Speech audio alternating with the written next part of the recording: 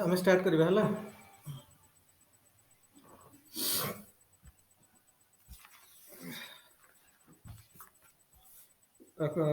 ଦେଖ ଆମେ Emile ଡରଖାଇମ୍ discussion କରୁଥିଲେ। ଇମାଇଲ ଡରଖାଇମ୍ କି ଇମାଇଲ ଡରଖାଇମ୍ ଯିଏ ଯାହା ପ୍ରୋନାଉନ୍ସ କରିପାରିଲେ, ସ୍ପେଲିଂ ଠିକ୍ ହେବା ଦରକାର ବାସ୍। ଦେଖ ଇମାଇଲ ଡରଖାଇମ୍ ଯେମିତି କହିଲି, ଇମାଇଲ ଡରଖାଇମ୍ ହେଉଛନ୍ତି ଫଙ୍କସନାଲ ପର୍ସପେକ୍ଟିଭର ସୋସିଓଲୋଜିଷ୍ଟ, ଯିଏକି କହୁଥିଲେ ଯେ सोसाइटी जहाँ भी इवेंट्स होची सोशल फेनोमेनन होची सेटा एइथिपाई होची because society requires them to be functional. बुझिला? तो जेमिति कार्ल मार्क्स थे कॉन्फ्लिक्ट पर्सपेक्टिव रो सोशियोलॉजिस्ट, से भलिया इमाइल डरखाइम होचंदी हमर फंक्शनल पर्सपेक्टिव रो कौन सोशियोलॉजिस्ट। आम सोशियोलॉजी रे आम विभिन्न प्रकार जो दृष्टिकोण अच्छी पर्सपेक्टिव अच्छी से आम गोटे अलरेडी कवर कर सारी, दैट इज कौन कॉन्फ्लिक्ट पर्सपेक्टिव। बर्तमान हम देखुं कौन फंक्शनल पर्सपेक्टिव। तेणु एक्चुअली आ पूर्व आम chapter number 1, chapter number 2, chapter number 3 ये तीन टाइम किसी आवश्यकता रही पढ़ी ना, कारण यहाँ पढ़ी सारा पर आम सेटा पढ़ा है। तेणु से चैप्टर नंबर 2 रे आम पढ़ी था गोटे अच्छी पॉजिटिविस्ट द पॉजिटिविस्ट पर्सपेक्टिव बा पॉजिटिविज्म पर्सपेक्टिव है, जो थे कौन ना सब कहुचे सोशल इवेंट्स गुड़ाक हूँ साइंस, जोड़ा आम इंपेरिकल मेथड्स माध्यम एनालिसिस करें। जमी साइंस को बा साइंटिफिक जहाँ भी घटना घटुची, जमी साइंस रे मनकर आम फिजिक्स रे पढ़ुं, केमिस्ट्री पढ़ुं, किसी फिजिक्स रे आम ग्रेविटेशन पढ़ुं, लॉज ऑफ मोशन पढ़ुं, फिजिक्स रे ऑप्टिक्स पढ़ुं, फिजिक्स रे वेव पढ़ुं, फिजिक्स रे विभिन्न प्रकार जिन जो घटना गुड़ा पढ़ुं, फिजिकल फेनोमेनन गुड़ाक, दोज थिंग्स आर कौन एम्पेरिकल इन नेचर, कारण से गुड़ा को आम एम्पेरिकली ट्रिटमेंट करिया। एम्पेरिकली ट्रिटमेंट करिवार माने हैला से गुड़ा को आम थिंग माने कंसीडरिंग एज थिंग, जमी से लाइफलेस, बुझे ना, से भाया कंसीडर करके इक्वेशन माध्यम विभिन्न साइंटिफिक मेथड्स माध्यम आम से एनालिसिस कर।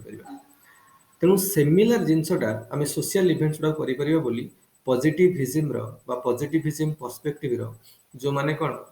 सोशियोलॉजिस्ट से माने जुक्ति करती, जमीती कि अगस्ट कोम्टे, इमाइल डरखाइम, एम सब हेले कौन पॉजिटिविज्म पर्सपेक्टिव रो भी कौन पॉजिटिविज्म अप्रोच रो बा मेथड्स रो एमाने भी कौन सूत्रधर बा एमाने कौन एमाने सेगुड़ा सपोर्ट करती। तेणु से जिनसटा को सोसाइटी रे जहाँ जहाँ घटना घटुची से गुड़ा को आम साइंटिफिकली भी एनालिसिस करवा बोली पॉजिटिविज्म पर्सपेक्टिव रो बा पॉजिटिविज्म अप्रोच रखुवा सोशियोलॉजिस्ट माने मत दियंती है। तो पर्टिकुलाली आम जमी इमाइल डरखाइम कथा आम देखिले, तो इमाइल डरखाइम भी से कथा कहीगले, किंतु तांकर कहिबार जो मेन उद्देश्य थिला जे सोसाइटी को फंक्शनल हबार अछि। सोसाइटी रे जहाँ भी घटना घटुची it is because of the society needs to be functional. Individual रो बा इंडिविजुअल पर्सन्स रो कोनोसी भूमिका नाही।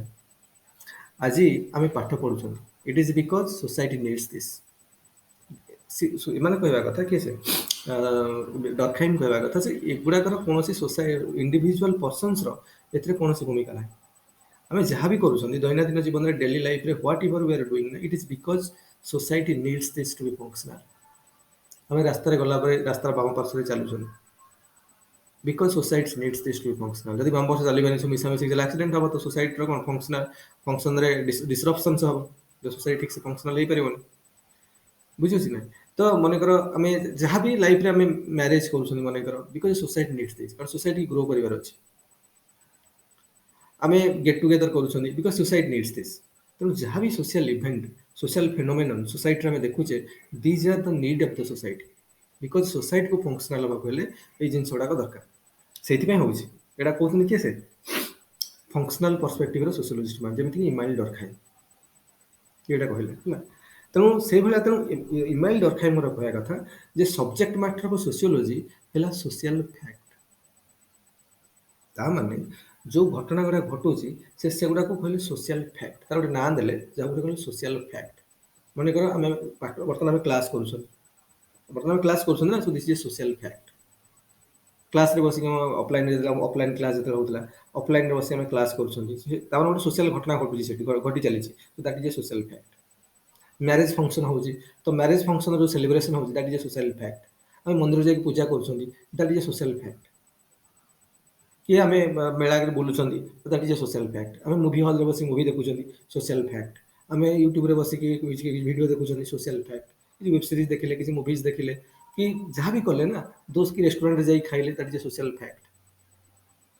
ତେଣୁ ଯାହା ବି ଘଟଣା ଘଟୁଛି ସବୁ, ସେ ଇମାଇଲ ଡର୍ଖାଇମ୍ କହିଲେ this is only social fact, and social fact ହେଉଛି the subject matter of the sociology.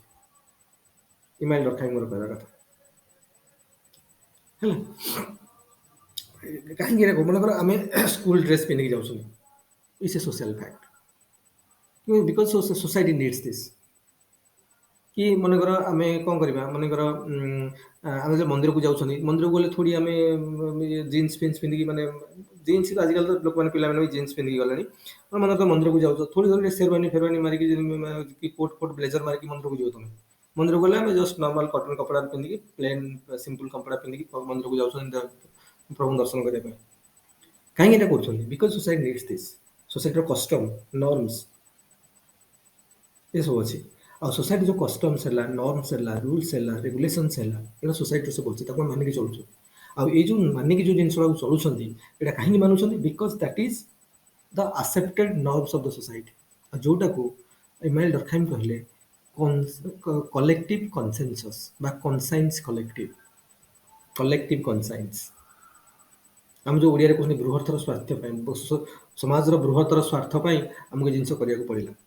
ବୃହତ୍ତର ସ୍ୱାର୍ଥ ମାନେ କ'ଣ? କଲେକ୍ଟିଭ କନସାଇନ୍ସ ମାନେ ଏଇଟା ହେଉଛି a body of ideas. Collective conscience ମାନେ ହେଲା body of ideas devised by collective mind of the people, by a body of ideas coming from the collective mind of the people। ତ ଗୁଡ଼ାଏ ଲୋକ ବା ଯେମିତି ଡେମୋକ୍ରାସିରେ ମେଜରିଟି ଲୋକ ଯେଉଁଟା କହିବେ ସେଇଟା ହେଲା, ସେଇଟା ହବ। ତ ତାର ମାନେ କଲେକ୍ଟିଭ ମାଇଣ୍ଡ। ମାନେ ଇଲେକ୍ସନ ହେଲା, ଇଜ୍ ଏ ସୋସିଆଲ ଫ୍ୟାକ୍ଟ। ଇଲେକ୍ସନରେ ବହୁତ ଲୋକ ଯାହାକୁ ପସନ୍ଦ କଲେ ସେ ଜିତିଗଲା, that is a social fact. ତ ବହୁତ ମାନେ ସେ ଯେଉଁ ଜଣକୁ ଗଭର୍ଣ୍ଣମେଣ୍ଟ ଫର୍ମେସନ୍ କଲା, that is the conscience collective. ମନେକର ପଞ୍ଜାବରେ ଆମ୍ ଆଦମୀ ପାର୍ଟିକୁ ମିଳିଗଲା ବର୍ତ୍ତମାନ ବହୁତ ମ୍ୟାଣ୍ଡେଟ୍ ମିଳିଗଲା, ତାମାନେ ଦ୍ୟାଟ୍ ଯେଉଁ ମ୍ୟାଣ୍ଡେଟ୍ଟା ମିଳିଲା, that is a conscience collective. ସୋସାଇଟିରେ ବା ପଞ୍ଜାବୀ ସୋସାଇଟିରେ, ପଞ୍ଜାବୀ ସୋସାଇଟିରେ ମ୍ୟାକ୍ସିମମ୍ ଲୋକ ଗୋଟେ ଆଇଡ଼ିଆକୁ ପସନ୍ଦ କଲେ, ସେଇଟା ହେଉଛି ଆମ୍ ଆଦମୀ ପାର୍ଟି। ତ that is the conscience collective. ତ ବେସ୍ଡ ଅନ୍ କନସାଇନ୍ସ କଲେକ୍ଟିଭ ବର୍ତ୍ତମାନ ସେମାନେ ସବୁ ଯାହା ତାଙ୍କର 5 ବର୍ଷ ପାଇଁ ଯାହା କରିବା କଥା ସେମାନେ କରିବେ।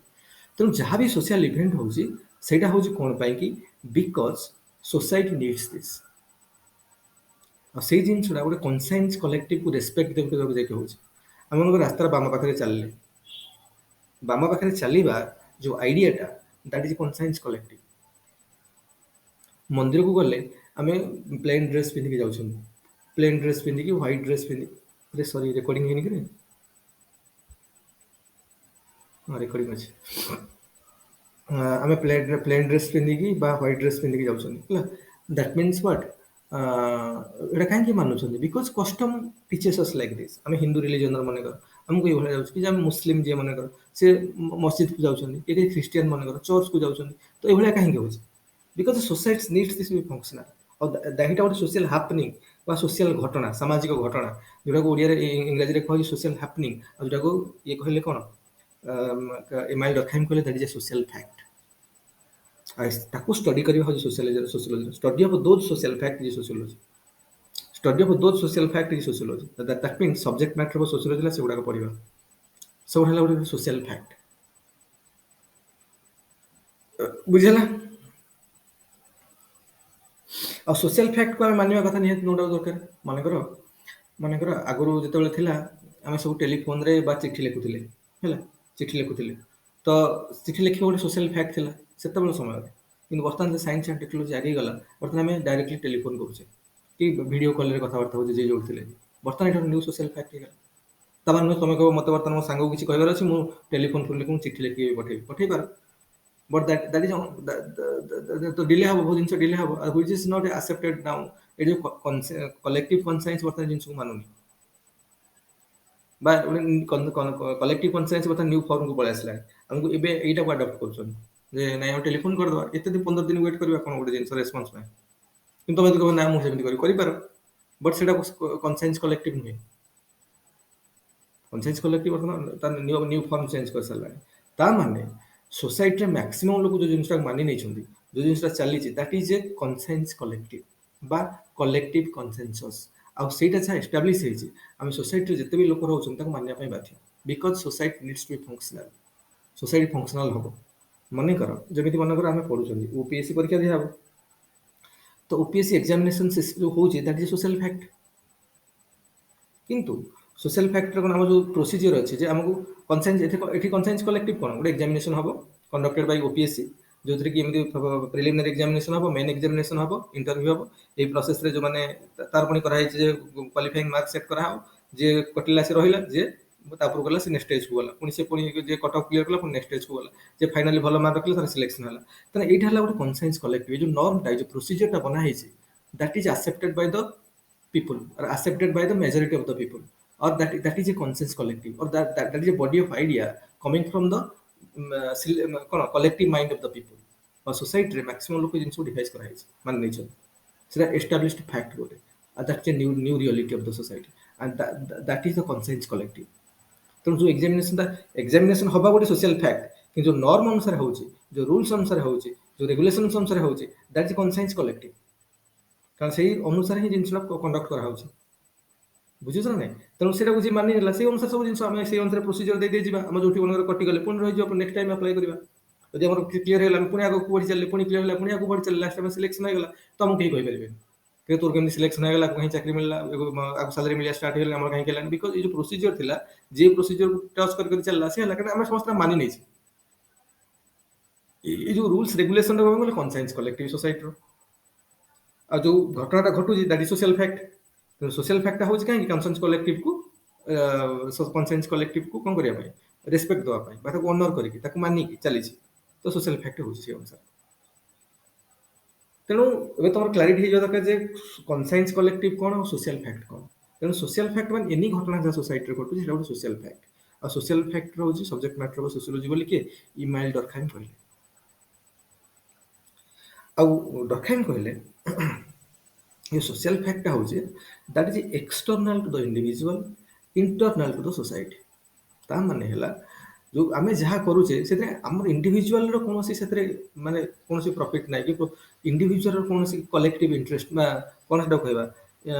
कौन से यूटिलिटेरियन वैल्यूज ना बा यूटिलिटेरियन चॉइस ना आम निज चॉइस अनुसार आम करूना मनकर आम रास्ता जाऊे रास्ता बाम पार्श्व चल आम चॉइस नुहे सोसाइटी रो कनसाइंस कलेक्टिव सेटा कहूँ से मानिक चलुचे सोसाइटी को फंक्शनल हबार अच्छे आम मंदिर को गला बेले व्हाइट ड्रेस पिंधिकी बा प्लेन ड्रेस पिंधिकी सिंपल कपड़ा रे मंदिर को जाउछंदी because our custom tell this custom टा कोन गोटे कनसाइंस कलेक्टिव और जे खेलुछनी मन कर थोड़ी खेलिया गला माने पड़िया को ब्लेजर पिंधिकी जाई खेलिबा सेठी आम सेठी स्पोर्ट्स ड्रेस पिंधिकी हल्का ड्रेस पिंधिकी बूट पिंधिकी शू पिंधिकी जाउछन सेठी खेलबा पई काहे because that is established fact समस्त करि आउछन से अनुसार दैट इज द कनसाइंस कलेक्टिव हमके मानिबा को पड़ुछ हम जैसे कोन को ना मु जाई कि ब्लेजर पिंधिकी खेलिबी बुझुछ ना नहीं इंडिविजुअल चॉइस सेठी किछ नहीं डरखाइम मु कहूनी डरखाइम कहउछ डरखाइम कहबा कथा जे जो कनसाइंस कलेक्टिव अछि ताकू मानिबा इंडिविजुअल रो बा इंडिविजुअल पर्सन रो चॉइस नुहे is bound to obey those rules regulations को डरखाइम को भाषा रे कहले कनसाइंस कलेक्टिव तेणु मानिबा दरकार तेणु जिनसटा होउछि बुझे लगे तेणु निज इच्छा अनुसार किसी होनी मनीष निज इच्छा अनुसार किसी करूनी मनीषर से जिन गोटे कंपेल बाउंड कारण सोसाइटी को से भाया करने कहूँ मनकर मनकर आम जा बर्तमान मैरेज फंक्शन को से ग्लेजी ड्रेस पिंधिकी आम जाऊँ कारण इट्स कस्टम नॉर्म्स से गोटे फैक्ट कि मन इंटरव्यू को जाऊँ फॉर्मल ड्रेस पिंधिकी सेफ फेफ करके फॉर्मल ड्रेस पिंधिकी बुट फुट पिंधिकी आराम जाए बस कहते तुमको ना मोर दाढ़ी फाड़ी करी सब करी चश्मा पिंधिकी गोटे जीन्स पिंधिकी गोटे रंग बिरंगर जात्रा ड्रेस पिंधिकी बसबी हम कि एटा माने हमर चॉइस किछ नै हमको सोसाइटी रो एस्टैब्लिश फैक्ट अछि हम ताको ओबे करछु आसे एस्टैब्लिश फैक्ट को कनसाइंस कलेक्टिव ताने इंटरव्यू दबाई जे सोशल फैक्ट किनु जो सोशल फैक्ट होउछि के ताको के प्रोपेल करूछि कनसाइंस कलेक्टिव बुझिला एबे तो सोशल फैक्ट हां तो सोसाइटी जो भी फैक्ट जति आपनकर कॉन्शियस कलेक्टिव होउछि ताको हम सोशल फैक्ट बोली कहिबा ସବୁଗୁଡ଼ା ନା ସୋସିଆଲ ସମସ୍ତେ? ଲିସିନ୍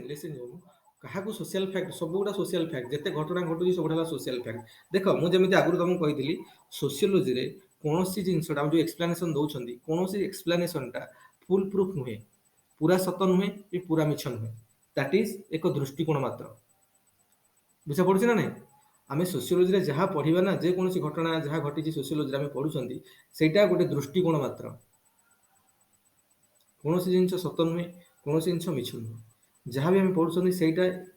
କେବଳ ଏକ ଦୃଷ୍ଟିକୋଣ ମାତ୍ର। ତେଣୁ ଯେଉଁ ଫଙ୍କସନାଲ ପର୍ସପେକ୍ଟିଭ ଆମେ ବର୍ତ୍ତମାନ ପଢୁଛନ୍ତି ସେଇଟା ଏକ ଦୃଷ୍ଟିକୋଣ ମାତ୍ର। ଆଉ ସୋସିଆଲ ଫ୍ୟାକ୍ଟ ମାନେ ଯେଉଁ ସୋସିଆଲ ଘଟଣାକୁ ଇଏ କହିଲେ ସୋସିଆଲ ଫ୍ୟାକ୍ଟ। ଯେଉଁ ସୋସିଆଲ ଘଟଣା କୋଉଠି ମ୍ୟାରେଜ ଫଙ୍କସନ ଚାଲିଛି ଇଜ ଏ ସୋସିଆଲ ଫ୍ୟାକ୍ଟ। କୋଉଠି ମନେକର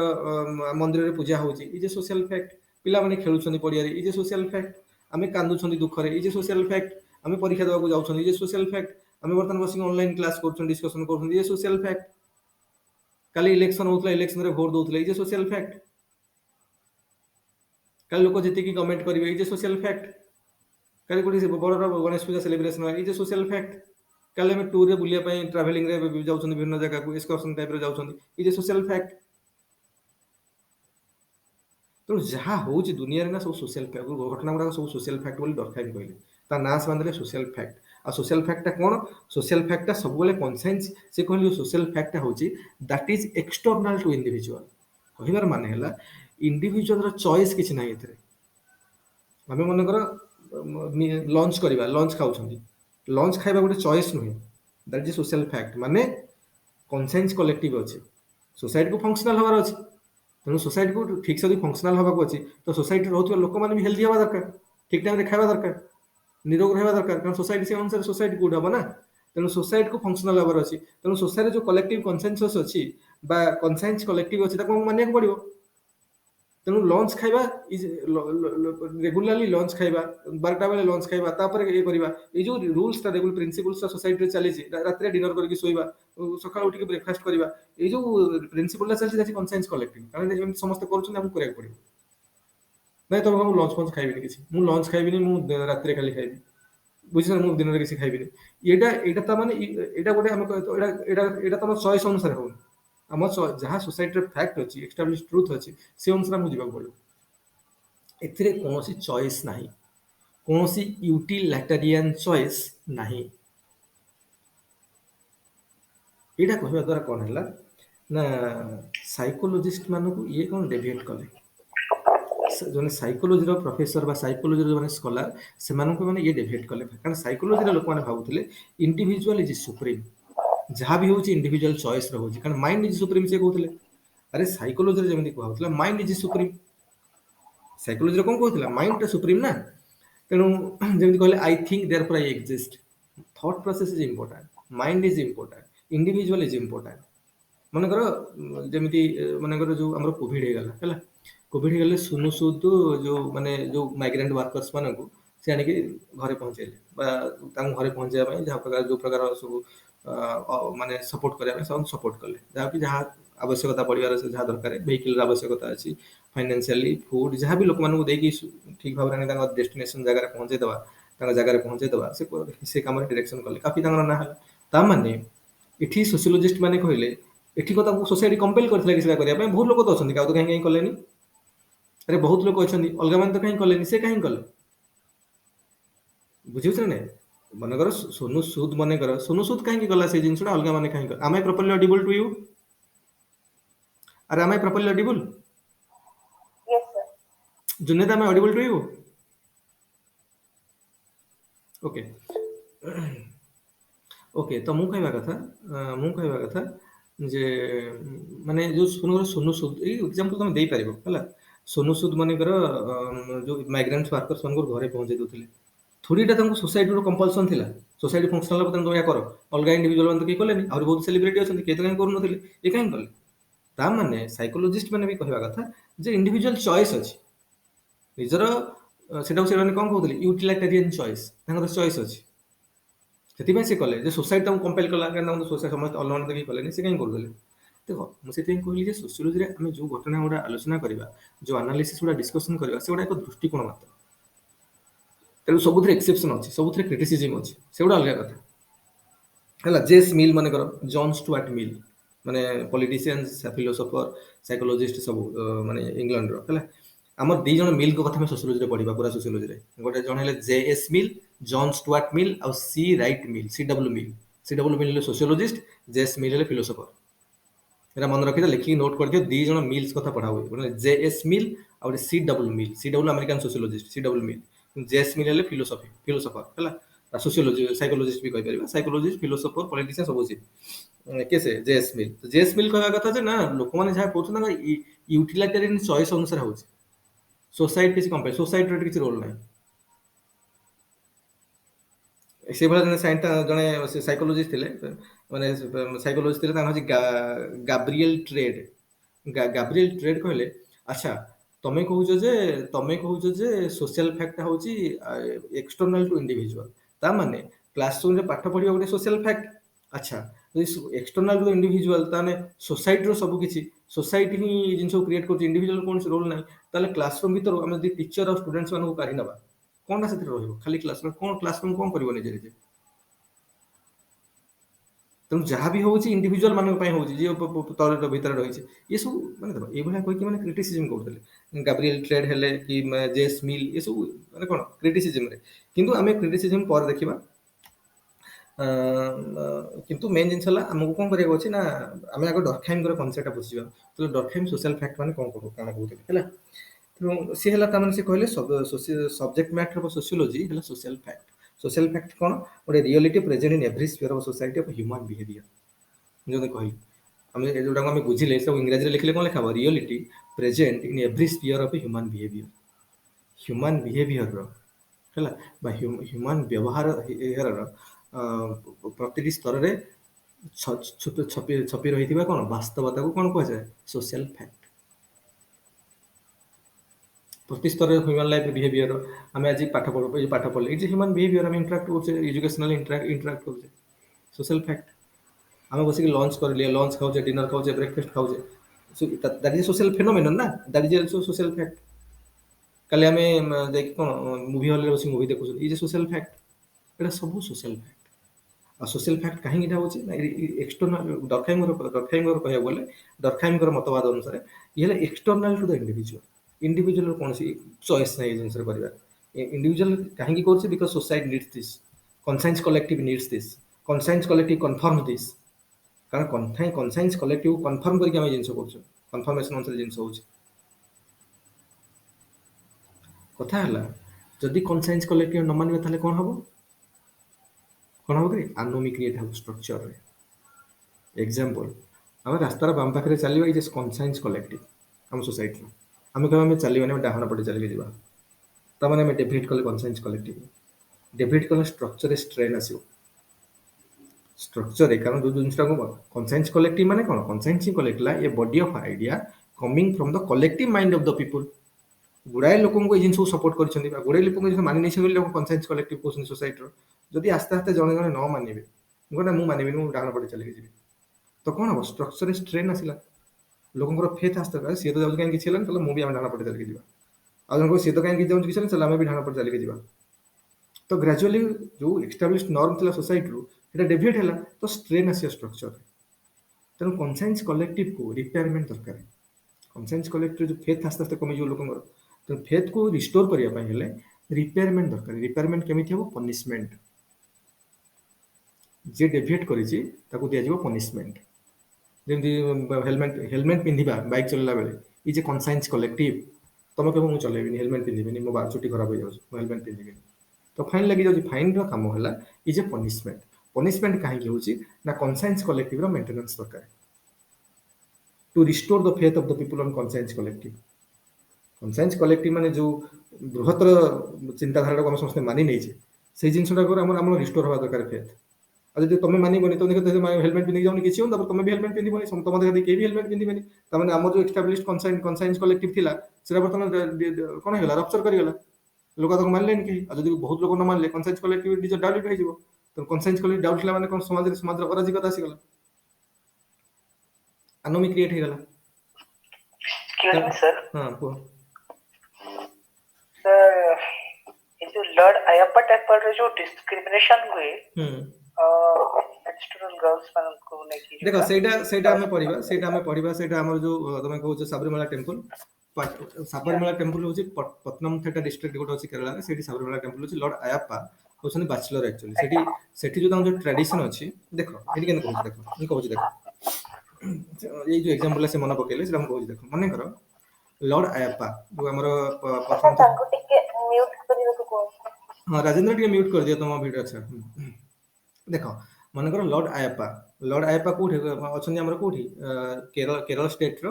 ପତନମଥିଟ୍ଟା ଡିଷ୍ଟ୍ରିକ୍ଟରେ ତାଙ୍କ ମନ୍ଦିର ଅଛି ସାବରିମାଳା ଟେମ୍ପଲ।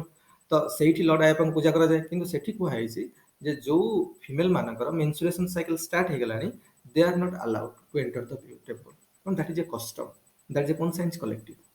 କଷ୍ଟମ ମାନେ କଣ, ସମସ୍ତେ ମାନି ନେଇଛେ, that is a conscience collective. ତେଣୁ ଆମର କଣ ହଉଥିଲା, ବର୍ତ୍ତମାନ ଆମେ କଣ ହଉଥିଲା ଦେଖ, ବର୍ତ୍ତମାନ ଆମେ କଣ ହଉଥିଲା ନା ଆମେ ତାମାନେ ଯୋଉମାନଙ୍କର ଯୋଉ ଫିମେଲ ମାନଙ୍କର ମେନସୁରେସନ ବା ଯୋଉ ମହିଳା ମାନଙ୍କର ମେନସୁରେସନ ସାଇକେଲ ଷ୍ଟାର୍ଟ ହେଇଗଲା, they are not allowed to enter the temple. ଏଟା ଥିଲା କନସାଇନ୍ସ କଲେକ୍ଟିଭ। କିନ୍ତୁ ଯେତେବେଳେ ୱିଥ୍ ଆଡଭାନ୍ସମେଣ୍ଟ ଅଫ ଟାଇମ୍ ଏଇ ଜିନିଷକୁ ଆମେ ଆହୁରି ଅଲଗା ପର୍ସପେକ୍ଟିଭ ଦେଖ, ଏଇଟା ଏକ ଦୃଷ୍ଟିକୋଣ ମାତ୍ର। ଏଇ ଜିନିଷକୁ ଆମେ ଡିଫରେଣ୍ଟ ଦୃଷ୍ଟିକୋଣରେ ବି ଏକ୍ସପ୍ଲେନ କରିବା ଆଗକୁ ଯାଇକି, ଯେ ପଢିବା ସବୁ ମାନେ କାଲକଟ ପାର୍ସନ ପଢିବା କି ତା ଆଗକୁ ଯିବା, ସବୁ ଡିସ୍କସନ କରିବା, ୱେବର ପଢିବା, ଡିସ୍କସନ କରିବା। କିନ୍ତୁ ବର୍ତ୍ତମାନ ଆମେ ମାନେ ଡର୍ଖାଇମଙ୍କର ଚିନ୍ତାଧାରା ଅନୁସାରେ ଡିସ୍କସନ କରୁଛନ୍ତି। ତେଣୁ ଯଦି ମନେକର ସେଠି ମନେକର କନସାଇନ୍ସ କଲେକ୍ଟିଭ ଥିଲା ତ କେହି ଯାଉନଥିଲେ, ଠିକ ଅଛି। କିନ୍ତୁ ୱିଥ୍ ଆଡଭାନ୍ସ ଯେତେବେଳେ ସୋସାଇଟି କଣ ହେଲା, ମୁଁ ଯେମିତି କହିଲି ସୋସାଇଟି ଗ୍ରାଜୁଆଲି ମେକାନିକାଲ ସଲିଡାରିଟିରୁ ଟୁୱାର୍ଡସ୍ ମୁଭ୍ କରୁଛି ଅର୍ଗାନିକ ସଲିଡାରିଟି। ତାମାନେ ଗ୍ରାଜୁଆଲି ସେ ସୋସାଇଟିରେ କଣ ମଡର୍ଣ୍ଣାଇଜେସନ ଆସୁଛି, ସୋସାଇଟି ରାସନାଲ ଥିଙ୍କିଂ ଆସୁଛି। ଗ୍ରାଜୁଆଲି ସୋସାଇଟି ମୁଭ୍ କରୁଛି ନା ଟୁୱାର୍ଡସ୍ ମଡର୍ଣ୍ଣିଟି। ୱାନ୍ସ ମୁଭ୍ କଲା ତ ଲୋକମାନଙ୍କର ଚିନ୍ତାଧାରାରେ ଚେଞ୍ଜ ଆସିଲା। ଲୋକମାନଙ୍କ ଚିନ୍ତାଧାରାରେ ଗୋଟେ ରିଫ୍ଲେକ୍ସିଭିଟିର ସ୍ମେଲ ଆସିଲା, ବା ରିଫ୍ଲେକ୍ସିଭିଟିର କଣ ଏଟା କହିବା, ରିଫ୍ଲେକ୍ସିଭିଟିର ସ୍ପାର୍କ ଆସିଗଲା। ରିଫ୍ଲେକ୍ସିଭିଟି ମାନେ କଣ, cyclic analysis of cause and effect, ଯୁକ୍ତି ମନେକର ରାସନାଲ ଥିଙ୍କିଂ, ବୁଝୁଛ ନା। ସେଇଟା ଆସିଗଲା ମାନେ ଲୋକ ଭାବିଲେ ଯେ ଭାରତ ସମ୍ବିଧାନ ହଉଛି କଣ, ଇଜ ଏ କନସାଇନ୍ସ କଲେକ୍ଟିଭ।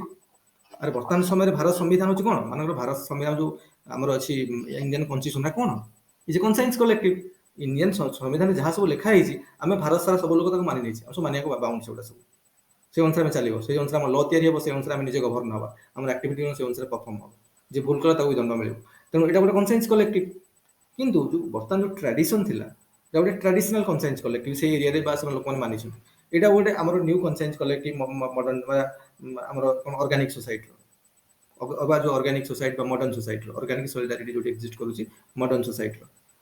ଏଇଠି ଯେତେବେଳେ ଇଏ ଗୋଟେ ନ୍ୟୁ କନସାଇନ୍ସ କଲେକ୍ଟିଭ ଆସିଲା, ତ ସେଠି ଗୋଟେ ଥିଲା, ତ ଆଙ୍କ ଭିତରେ କନଫ୍ଲିକ୍ଟ ହେଉଛି।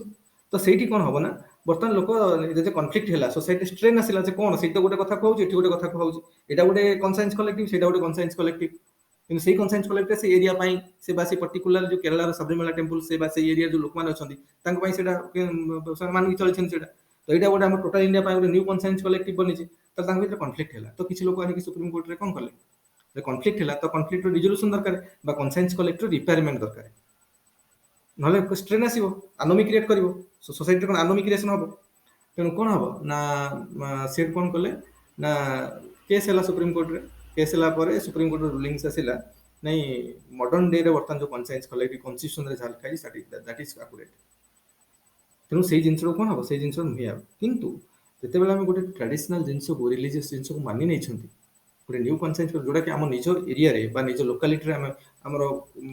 ଜେନେରେସନ ଟୁ ଜେନେରେସନ ଏଇ ଜିନିଷକୁ ଆମେ ଫଲୋ କରି ଆସିଛନ୍ତି, ଗୋଟେ ହଠାତ୍ ଗୋଟେ ଜିନିଷକୁ ଆମେ ସକ୍ ଦେଇଦେଲେ ହଠାତ୍ ଚେଞ୍ଜ ହେଇଯିବନି। ଏବେ ଯେମିତି ଦେଖ, ସୋସିଓଲୋଜି ସେଥିପାଇଁ ଇଣ୍ଟରେଷ୍ଟିଂ, ସବୁ ଜିନିଷକୁ ଆମେ କରିପାରିବା। ମନେକର ଏଇ ଯୋଉ ଏବେ ଯୋଉ ହିଜାବର କନସେପ୍ଟ ଆସିଛି, ମୁସଲିମ ମାନେ ମହିଳା ମାନେ ଯୋଉ ୟୁଜ କରୁଛନ୍ତି, ହିଜାବ ୟୁଜ କରୁଛନ୍ତି, ମୁସଲିମ ଗାର୍ଲ ଷ୍ଟୁଡେଣ୍ଟ ମାନେ ହିଜାବ ୟୁଜ କରୁଛନ୍ତି ସବୁ କ୍ଲାସରେ ଗଲାବେଳକୁ, କଲେଜକୁ ଗଲାବେଳକୁ, ତାପରେ ଯୋଉ ପ୍ରୋବ୍ଲେମସ ଆସୁଛି, ତ ସେଇଟା ହିଜାବ ୟୁଜ କରିବା ଇଜ ଏ କନସାଇନ୍ସ କଲେକ୍ଟିଭ। ସେଇ ପାଇଁ ମୁସଲିମ ଗାର୍ଲସ ମାନଙ୍କ ପାଇଁ କନସାଇନ୍ସ କଲେକ୍ଟିଭ। ମେ ବି ସେଇଟା କନଫ୍ଲିକ୍ଟ କରିଥାଇପାରେ ମଡର୍ନ ଡେ ଯୋଉ ଆମର ଭାରତ ସମ୍ବିଧାନର ଯୋଉ କନସାଇନ୍ସ କଲେକ୍ଟିଭ ଅଛି, ତା ସହିତ ମେ ବି କନଫ୍ଲିକ୍ଟ ହଉଛି। କିନ୍ତୁ ସେଇଟା ସେଇ ତାଙ୍କ ମାନଙ୍କ ପାଇଁ ଗୋଟେ ନ୍ୟୁ କନସାଇନ୍ସ କଲେକ୍ଟିଭ ଚାଲି ଆସିଛି, ତାକୁ ଆମେ ହଠାତ୍ ଚେଞ୍ଜ କରିପାରିବାନି। ହଠାତ୍ ତମେ ଦବ କହୁଛ ରୁଲ ବନେଇଦବ, ନୂଆ ରୁଲ ବନେଇଦବ, ନ୍ୟୁ କନସାଇନ୍ସ କଲେକ୍ଟିଭ ଗୋଟେ ବନେଇ ନା କେହି ପିନ୍ଧି ପାରିବନି, ବର୍ତ୍ତମାନ ସେମିତି ହେଇପାରିବନି।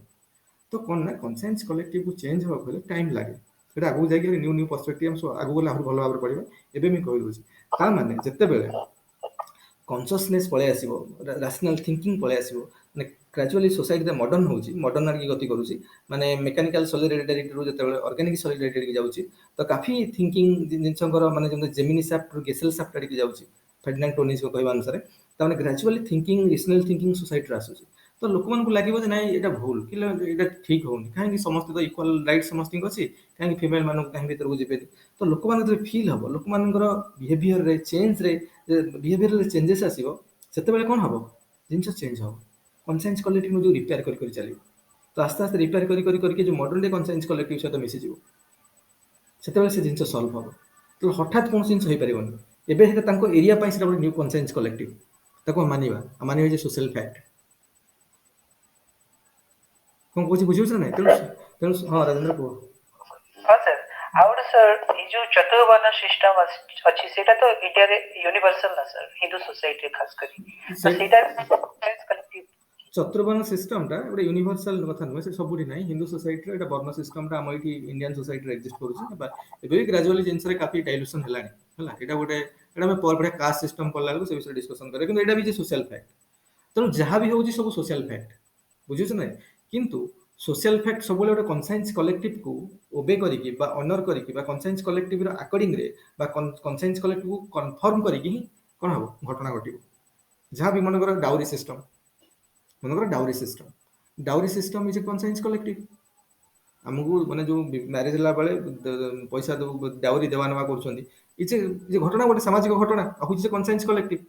ତ ଇଏ କୋଉ କାରଣ ଆମର ଏଇଟା ଗୋଟେ ସୋସିଆଲ ଫ୍ୟାକ୍ଟ। ଏଇ ସୋସିଆଲ ଫ୍ୟାକ୍ଟ କାହାକୁ ମାନିଛି, ଡାୱର ଦବା ନବା ଯୋଉ ଗୋଟେ ମଣିଷ ସମାଜରେ ବା ଆମ ହିନ୍ଦୁ ବା ଆମ ସୋସାଇଟିରେ ଗୋଟେ କ'ଣ ମାଇଣ୍ଡରେ ଗୋଟେ କ'ଣ ଗୋଟେ ଥିଙ୍କିଂ ହେଇକି ରହିଯାଇଛି, ଡାଉରି ନବା ଗୋଟେ କଷ୍ଟମ ହେଇଯାଇଛି। ଗୋଟେ ଲୋକମାନେ ବହୁତ ସମୟରୁ ରାଜା ମାନେ ବହୁତ ଆନିସେଣ୍ଟ ଟାଇମରୁ ଏଇ ପ୍ରଥା ଚାଲିଛି। ତ ଏଇଟା ଗୋଟେ ଟ୍ରାଡିସନ ବନିଯାଇଛି, ତାମାନେ ଗୋଟେ କନସାଇନ୍ସ କଲେକ୍ଟିଭ ବନିଯାଇଛି, ଆମେ ସମସ୍ତେ ମାନି ନେଇଛୁ। ତେଣୁ ତାଙ୍କୁ ଦଉଛନ୍ତି, ଡାଉରି ନେଉଛନ୍ତି। କିନ୍ତୁ ପରେ ଯେତେବେଳେ ଭାରତ ସମ୍ବିଧାନ ପଳେଇ ଆସିଲା, ନ୍ୟୁ କନସାଇନ୍ସ କଲେକ୍ଟିଭ ହେଇଗଲା, ସେମାନେ ତାଙ୍କୁ କଲେ ଇଟ୍ସ ନଟ୍ ଗୁଡ୍ ବା ଏଇଟା କନସାଇନ୍ସ ଚଳିବନି। କିନ୍ତୁ ହଠାତ୍ ତ ଯୋଉ ଜିନିଷଟା ଅଲରେଡି କୋଉ ସମୟରୁ କୋଉ ପୁରୁଣା ସମୟରୁ ଚାଲି ଆସିଛି, ତ ହଠାତ୍ ହେଇଯିବନି, ସେଥିରେ ରିପେୟାରମେଣ୍ଟ ହବ, ଗ୍ରାଜୁଆଲି ରିପେୟାରମେଣ୍ଟ ହବ, ହେଇ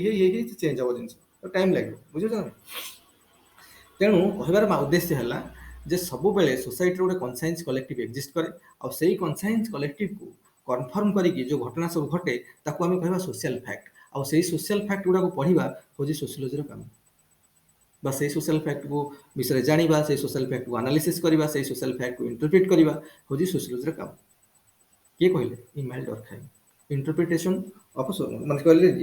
reality present in every sphere of society of human behaviour is social fact. Human being କ'ଣ କରିବ ନା, କନସାଇନ୍ସ କଲେକ୍ଟିଭକୁ ଆମକୁ କ'ଣ କହିବ ଯେ କନସାଇନ୍ସ କଲେକ୍ଟିଭକୁ ମାନିକି ଯଦି ସେ ଜିନିଷଟା ହେଉଛି, ତାହେଲେ ସେଇ ସୋସିଆଲ ଫ୍ୟାକ୍ଟକୁ ଆମେ କହିବା ନର୍ମାଲ ସୋସିଆଲ ଫ୍ୟାକ୍ଟ। କ'ଣ କହିବା କି?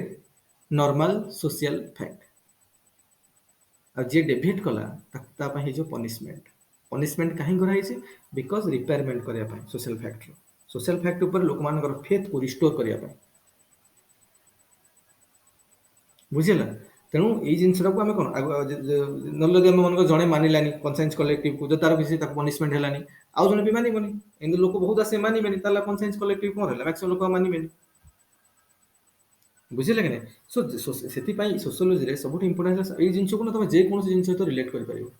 ଯେକୌଣସି ତମ ଘରେ ଯାହା ଘଟଣା ଘଟୁଛି, ସୋସାଇଟି ଆଖପାଖରେ ଯୋଉଠି ଯାହା ଘଟଣା ଘଟୁଛି, ସବୁ ଜିନିଷକୁ ଆମେ ରିଲେଟ୍ କରିପାରିବା। ହେଲା? ଆଉ ଗୋଟେ ହେଲା କ'ଣ ନା, ଦେଖ ସୋସିଆଲ ଫ୍ୟାକ୍ଟ ଆଉ ଗୋଟେ ହେଲା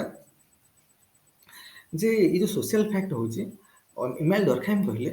ଯେ ସୋସିଆଲ ଫ୍ୟାକ୍ଟକୁ ଆମେ ସବୁବେଳେ ବସ୍ତୁ ଭାବରେ ଟ୍ରିଟମେଣ୍ଟ କରିବା କଥା। ଟ୍ରିଟ୍ ଲାଇକ୍ ଏ ଥିଙ୍ଗସ୍ ମାନେ ଆମେ ତାକୁ ଏମ୍ପିରିକାଲ ମେଥଡ୍ସ ୟୁଜ୍ କରିକି, ଆମେ ଯେମିତି ସାଇନ୍ସରେ ଫିଜିକାଲ ସାଇନ୍ସରେ ମନେକର ଆମେ କ'ଣ ପଢ଼ୁଛନ୍ତି, ମନେକର ଗୋଟେ ଘଟଣା ଘଟିଲା, ଆପଲ ଗୋଟେ ତଳକୁ ଖସିଲା ମନେକର, ଏଟାକୁ ଆମେ explore that is A physical phenomenon. ବୁଝୁଛ ନାଇଁ? ଯୋଉ ଫିଜିକାଲ ଫେନୋମେନନ୍, ଆପଲଟେ ଥିଲା ତଳକୁ ଖସିଗଲା, ତ କାହିଁ ଉପରକୁ ଗଲାନି, ତଳକୁ ଆସିଗଲା। ଏଇ ଯୋଉ ତଳକୁ ଗଲା, ଏଇଟା ଗ୍ରାଭିଟେସନ ଯୋଗୁଁ ଗଲା, ଯାହା ବି ଏକ୍ସପ୍ଲେନ କରାହେଲା। ସୋ ସେଇଟା ସେତେବେଳେ ବି ଟ୍ରୁଥ ଥିଲା, ଆଜି ବି ଟ୍ରୁଥ ଅଛି, ଆମେ ଚାଲିଗଲା ପରେ ଆଉ 100 ବର୍ଷ ପରେ ବି ସେ ଜିନିଷ ଟ୍ରୁଥ ଥିବ ଯେ ଏଇ କାରଣରୁ ଏମିତି ହେଉଛି। ତା ମାନେ ଦ୍ୟାଟ୍ ଇଜ୍ ଏ ଯୋଉ ଫିଜିକାଲ ଇଭେଣ୍ଟ ହେଲା, that can be explain using ଇମ୍ପିରିକାଲ methods,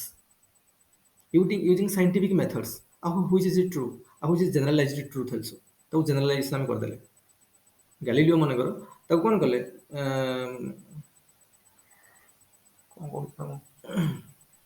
Newton's, ଗ୍ୟାଲିଲିଓ କହିଦେଉଛି ନ୍ୟୁଟନ୍ସ ମନେକର ସେ ଜିନିଷକୁ କ'ଣ କଲେ, ଜେନେରାଲାଇଜ କରିଦେଲେ। जनरलाइज करदेले माने हे जिनिसटा हबो तो due to gravitational field intensity of the earth those things are कोन coming towards the earth only हम ऊपर को जाऊं तळको आसुछ it's a general statement and truth in every time এই ভଳିଆ ସେ କହିଲେ ଯେ ସେମ୍ ଜିନିଷଟା so that is a scientific method ଆଉ ସେଇଟା ହେଲା କ'ଣ ପଜିଟିଭିଜିମ୍ ଆପ୍ରୋଚ୍ ସୋସିଓଲୋଜିରେ ଲୋକମାନେ କହିଲେ ସେଇଟା ଯେମିତି ଫିଜିକାଲ ଇଭେଣ୍ଟକୁ ଇମ୍ପ୍ରିକାଲ ମେଥଡ୍ସରେ ବିଭିନ୍ନ ପ୍ରକାର ୟୁଜ୍ କରିକି ସାଇଣ୍ଟିଫିକ୍ ମେଥଡ୍ସରେ ଅବଜରଭେସନ୍ସ ୟୁଜ୍ କରିକି କ୍ୱାଣ୍ଟିଫିକେସନ୍ସ ୟୁଜ୍ କରିକି ଏଷ୍ଟିମେସନ୍ସ ୟୁଜ୍ କରିକି ବିଭିନ୍ନ ଟାଇପ୍ର ଯେଉଁ ସାଇଣ୍ଟିଫିକ୍ ମେଥଡ୍ ସବୁ ଅଛି ଆମେ ୟୁଜ୍ କରିକି ଯେମିତି ତାର କ'ଣ ଆନାଲିସିସ୍ କରୁଛେ ସାଇଣ୍ଟିଫିକ୍ ଆନାଲିସିସ୍ କରୁଛେ ସିମିଲାର ଆନାଲିସିସ୍ ସୋସିଆଲ ଫ୍ୟାକ୍ଟର ବି କରିହେବ social fact treat social fact like things ଆଉ ତାଙ୍କୁ ସେଇଭଳି ଆମେ କ'ଣ ଟ୍ରିଟମେଣ୍ଟ କରିପାରିବା ଆଉ ଇମ୍ପ୍ରିକାଲି ଜିନିଷକୁ ଆନାଲିସିସ୍ କରିପାରିବା ତ ଏଇଟା ହେଉଛି ଗୋଟେ ପଜିଟିଭିଜିମ୍ର ଆପ୍ରୋଚ୍ ଏଇଟାକୁ ସେ କହିଲେ ଡର୍କହାଇମ୍ କହିଲେ ଏଇଭଳିଆ କାରଣ ସୋସିଆଲ ଫ୍ୟାକ୍ଟ ଏଇଭଳିଆ କର ତ ଆମେ କୌଣସି ସମୟରେ ଏଇ ଜିନିଷକୁ ଆନାଲିସିସ୍ କରିବା ଯେକୌଣସି ସୋସାଇଟିର ଥିଙ୍ଗସ୍ ଆର୍ ସେମ୍ ଓନ୍ଲି ତମେ ଏଠି ଯେଉଁ ଘଟଣାଟା ଘଟୁଛି ସେ କୋଉଠି ବି ଆମେରିକାରେ ଘଟୁ କି ଯେକୌଣସି ସୋସାଇଟିରେ ଘଟୁ ସେଇ ପ୍ୟାଟର୍ନରେ ଆମେ ଜିନିଷକୁ ଆନାଲିସିସ୍ କରିବା କଥା ହେଲା ତାର ସାଇଣ୍ଟିଫିକ୍ ମେଥଡ୍ସ କରିକି ଆମେ ଗୁଡ଼ା କରିପାରିବା ହେଲା ତାପରେ ସେ କ'ଣ କହିବା କଥା ଯେ ଯଦି ମନେକର ଯେଉଁ ସୋସିଆଲ ଫ୍ୟାକ୍ଟଟା ହେଉଛି ଯେଉଁଟା ସୋସିଆଲ ଫ୍ୟାକ୍ଟଟା ଯଦି ଆମର କନସାଇନ୍ସ କଲେକ୍ଟିଭକୁ ମାନେ କନସାଇନ୍ସ ଦେଖ ସୋସିଓଲୋଜିରେ ଏଇସବୁ ଜିନିଷ ସବୁ କହିନାହାନ୍ତି କନସାଇନ୍ସ କଲେକ୍ଟିଭ ସୋସିଆଲ ଫ୍ୟାକ୍ଟଟା କ'ଣ କି ଖାଲି ଜିନିଷକୁ ତା ନୂଆ ନାଁ ଦେଇ ଦେଇଛନ୍ତି ନିୟମ କାନୁନର ନାଁ ଦେଇଦେଲେ social conscience collective so Emile ଦରକାର ମନେକର ଜଣେ ଚୋରି କଲା ବି ଗୋଟେ ଘଟଣା ନା ସାମାଜିକ ଘଟଣା ଯୋଉଟା ଗୋଟେ କ'ଣ ସୋସିଆଲ ଫେନୋମେନନ୍ ଦରକାର କଲେ ସେଇଟା ଯେ ସୋସିଆଲ ଫ୍ୟାକ୍ଟ କିନ୍ତୁ କଥା ହେଲା ସେ କନସାଇନ୍ସ କଲେକ୍ଟିଭ ମାନୁନି କନସାଇନ୍ସ ଚୋରି କରିବା ଗୋଟେ କନସାଇନ୍ସ କଲେକ୍ଟିଭ କି ଚୋରି କରିବା ପ୍ରାକ୍ଟିସଟା କନସାଇନ୍ସ କଲେକ୍ଟିଭ ଥୋଡ଼ି ଆପ୍ରୁଭ୍ କରିବ କିନ୍ତୁ ସେଟା ଯଦି କଲ ତମେ so that is a pathological social fact କିଏ କହିଲେ ଦରକାର କହିଲେ ନର୍ମାଲ ସୋସିଆଲ ଫ୍ୟାକ୍ଟ ନୁହେଁ ନର୍ମାଲ ସୋସିଆଲ ଫ୍ୟାକ୍ଟ କୋଉଗୁଡ଼ା ଯୋଉଗୁଡ଼ା କନସାଇନ୍ସ କଲେକ୍ଟିଭ ମାନୁଛି କନସାଇନ୍ସ କଲେକ୍ଟିଭ ମାନେ ରୁଲ୍ସ ରେଗୁଲେସନ କଷ୍ଟମ୍ସ ରିଲିଜନ ଏଗୁଡ଼ା ସବୁ କନସାଇନ୍ସ କଲେକ୍ଟିଭ ଯୋଉଟା ଆମେ ବୃହତ୍ତର ଲୋକମାନେ ମାନି ନେଇଛେ ସେଟାକୁ ଆମେ କହିଲେ କନସାଇନ୍ସ କଲେକ୍ଟିଭ ଆଉ ଯଦି ସେଟାକୁ ଆମେ ମାନିକି କଲେ ଯୋଉ ଘଟଣାଟା ଘଟିଲା ଯୋଉ ସୋସିଆଲ ଫ୍ୟାକ୍ଟଟା ହେଲା ତ ଦ୍ୟାଟ୍ ଇଜ୍ କ'ଣ ନର୍ମାଲ ସୋସିଆଲ ଫ୍ୟାକ୍ଟ ଯିଏ ନ ମାନିଲା ସେଟା ହେଲା ପାଥୋଲୋଜିକାଲ ସୋସିଆଲ ଫ୍ୟାକ୍ଟ ଚୋରି କରିବା is a pathological social fact ତମେ ରାସ୍ତାରେ ଡାହାଣ ପଟରେ ଚାଲିବା is a pathological social fact ଠିକ୍ ଟାଇମରେ ଲଞ୍ଚ ନ କରିବା is a pathological social fact ବୁଝୁଛ ନା ନାଇଁ ତେଣୁ ଯାହା ବି ମନେକର ତା ବିଷୟରେ ଗସିପ୍ କରିବା is a pathological social fact ତେଣୁ ଯାହା ବି ଯୋଉଟାକୁ ଆମ ସୋସାଇଟି ଦଉନି ମାନେ ପ୍ରଶ୍ରୟ ଦଉନି ଯୋଉ ଜିନିଷଟା ସୋସାଇଟିରେ ଏଷ୍ଟାବ୍ଲିଶ ଫ୍ୟାକ୍ଟ ନୁହେଁ ବା ଯୋଉଟାକୁ କନସାଇନ୍ସ କଲେକ୍ଟିଭ ଆପ୍ରୁଭ୍ କରୁନି that is a pathological social fact କାରଣ ସେଟା is not conforming with the conscience collective ହେଲା ତାପରେ ଯୋଉ ନର୍ମାଲ ସୋସିଆଲ ଫ୍ୟାକ୍ଟ କଥା ଯଦି ଆମେ ଦେଖିବା social fact normal social fact ଆମେ କଥା କହିବା ଯେ ନର୍ମାଲ ସୋସିଆଲ ଫ୍ୟାକ୍ଟ ଗୁଡ଼ା ଆକ୍ଚୁଆଲି କ'ଣ ନା ନର୍ମାଲ ସୋସିଆଲ ଫ୍ୟାକ୍ଟ ଗୁଡ଼ା ଆକ୍ଚୁଆଲି କ'ଣ ନା ଯେ କହୁଛି is a product of collective thinking, collective feeling and collective acting. Normal social fact गुड़ा गला collective thinking is a product of कौन collective thinking, collective feeling and collective acting. तार माने कौन देखो जो product of collective thinking कौन nationalism. We are Indians. Nationalism is a social fact. It is a social fact based on कौन collective thinking. ମନେକର ଯୋଉ ରଷିଆ ୟୁକ୍ରେନ ୱାର ହଉଛି ରଷିଆନ ସୋଲଜର ଥୋଡ଼ି କ'ଣ କରୁଛନ୍ତି ନା ୟୁକ୍ରେନ ସୋଲଜର କ'ଣ ତାଙ୍କ ଭିତରେ କିଛି ପର୍ସନାଲ ପ୍ରୋବ୍ଲେମ ଅଛି କି କିନ୍ତୁ ସେ ତାକୁ ମାରୁଛନ୍ତି ୟାକୁ ମାରୁଛନ୍ତି କ'ଣ ପାଇଁ because of nationalism because of patriotism ଆମ ଦେଶକୁ ଆମେ ଯେମିତି ହେଲେ ବନେଇବା କରିବାର ଅଛି ଆମେ ଦେଶ ପାଇଁ ପ୍ରାଣ ଦେଇଦେବା ଏଇ ଟାଇପ୍ର ଯୋଉ thinking nationalism collective thinking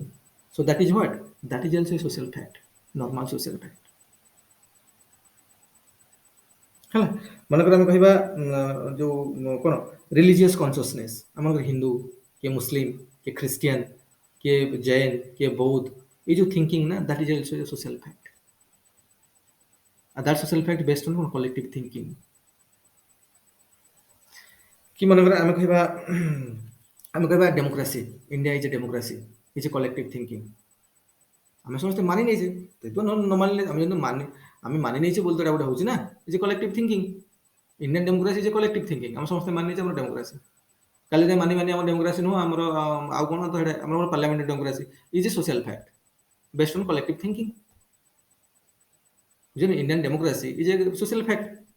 बृहत्तर society देखिले इंडिया रो गोटे democratic country parliamentary democracy India रे अछि इज सोशल फैक्ट की प्रकार social fact normal social fact based on what collective thinking आम समस्त भाभी बोलते तुम न भाभी हबनी अलग कौन करदम आम खाली बुझुछ ना तापर कलेक्टिव फीलिंग कौन सब देख आम जो फीलटा हम सब फीलटा बेस्ड ऑन एक्सपीरियंस जो फीलटा हम आम ना बेस्ड ऑन एक्सपीरियंस आमर मनकर आम जमी आम जिते मनकर देखिए सोशियोलोजी जो फील्ड आम पढ़ला बेले जो सोशियोलोजी फील्ड आसूँ मन भितर that is based on experience आम जो दुनिया एत जिन देखिले दुनिया आम इलेक्शन गुड़ाए इलेक्शन आम जानते केमती कौन हो इलेक्शन भोटिंग दौरान इलेक्शन पार्टिसिपेशन कर इलेक्शन जो घटना गुड़ा घटुची आम उतप्रोत भाव जड़ित कि आम अलरेडी मंदिर जाइए सो दैट इज एक्सपीरियंस मंदिर गले केमती लगुच ड्रेस पिंधिक आम जाऊँ that is experience marriage function आम अटेंड कर बहुत सो दैट इज एक्सपीरियंस कि आम विभिन्न एग्जाम दौरान जाकि दैट इज एक्सपीरियंस क्लासरूम में पाठ पढ़ुँ ये गोटे एक्सपीरियंस जो एक्सपीरियंस आम गेन कर मनकर तेणु जो आम जो कौन माने माने सोशल फैक्ट हुई आर बेस्ड ऑन कौन कलेक्टिव फीलिंग तार फीलिंग माने गोटे कंटेक्स्ट ऊपर जोटा कहा जो फील्ड आम आसूसी आ सब फील केमती आसे बिकज ऑफ एक्सपीरियंस जे पक्षी गोटे जिते दूर से जानी तो व्यवहार तेणु जिते एक्सपीरियंस गेन करथिबा से अनुसार आम फील्डटा सेते कौन हम से प्रोमिनेंट हम बुझुछन आम सोशियोलोजी देखिए आम जिते पढ़ा फील्डटा सेते बेटर हम आम सोसाइटी को जिते देखी जानी बर्तमान थ्योरी गुड़ा प्रिंसिपल्स गुड़ा पढ़ुं सोशियोलोजी ये टॉपिक गुड़ा कंटेंट्स गुड़ा पढ़ुं आमको रिलेट करें आम सब सहित तो गोटे फील्ड एक्सटाब्लीश हो फील्डटा जो एक्सटाब्लीश हो सो से कौन बेस्ट ऑन कंटेक्स्ट को कंटेक्स्ट कौन कहा कौन ना तेणु सब एक्सपीरियंस बेस करके तो that is what that is collective feeling सब विभिन्न इश्यू पर आम मनकर आम किसी मत मनकर आम कह बर्तमान राम मंदिर इश्यू है राम मंदिर इश्यू जो है तो राम मंदिर इश्यू रे आम निजर ओपिनियन देले कंटेक्स्ट उपर हवा कथा ना हवा कथा बाबरी मस्जिद हम ना राम मंदिर हम आम जो ओपिनियन टा दबा कि आम सजेशन की दबा आम किसी भी कहवा that is based on our feeling आम कौन फील कर based on our experience so that is a social fact बुझे ना that is a social fact ये जो फील्ड आम ओपिनियन दौर कंटेक्स्ट पर कहते बट दैट इज कौन जो फीलिंग उपर आम बेस करके अच्छी तो बेस्ड ऑन आवर एक्सपीरियंस आम कौन एक्सपीरियंस रही आगुरी देखी से अनुसार आम कहते कले ठीक हे ना भूल हम कौन ना इश्यू पर आम जो कहते so those things are social fact like TV debate Ram Mandir को लेकिन टीवी डिबेट है टीवी डिबेट हम गोटे सोशल फैक्ट देखो राम मंदिर तैयारी होबा इज सोशल फैक्ट कि राम मंदिर तैयारी हम कि नहीं ता विषय जो डिबेट हो लोक विभिन्न ओपिनियन दौरान बेस्ड ऑन दर एक्सपीरियंस को नहीं जो कहते those things are social fact और से जो एक्सपीरियंस जो कथा से कहते विभिन्न ओपिनियन दौरान निजर सजेशन दौरान निजर आर्गुमेंट दौरान those are based on the experience only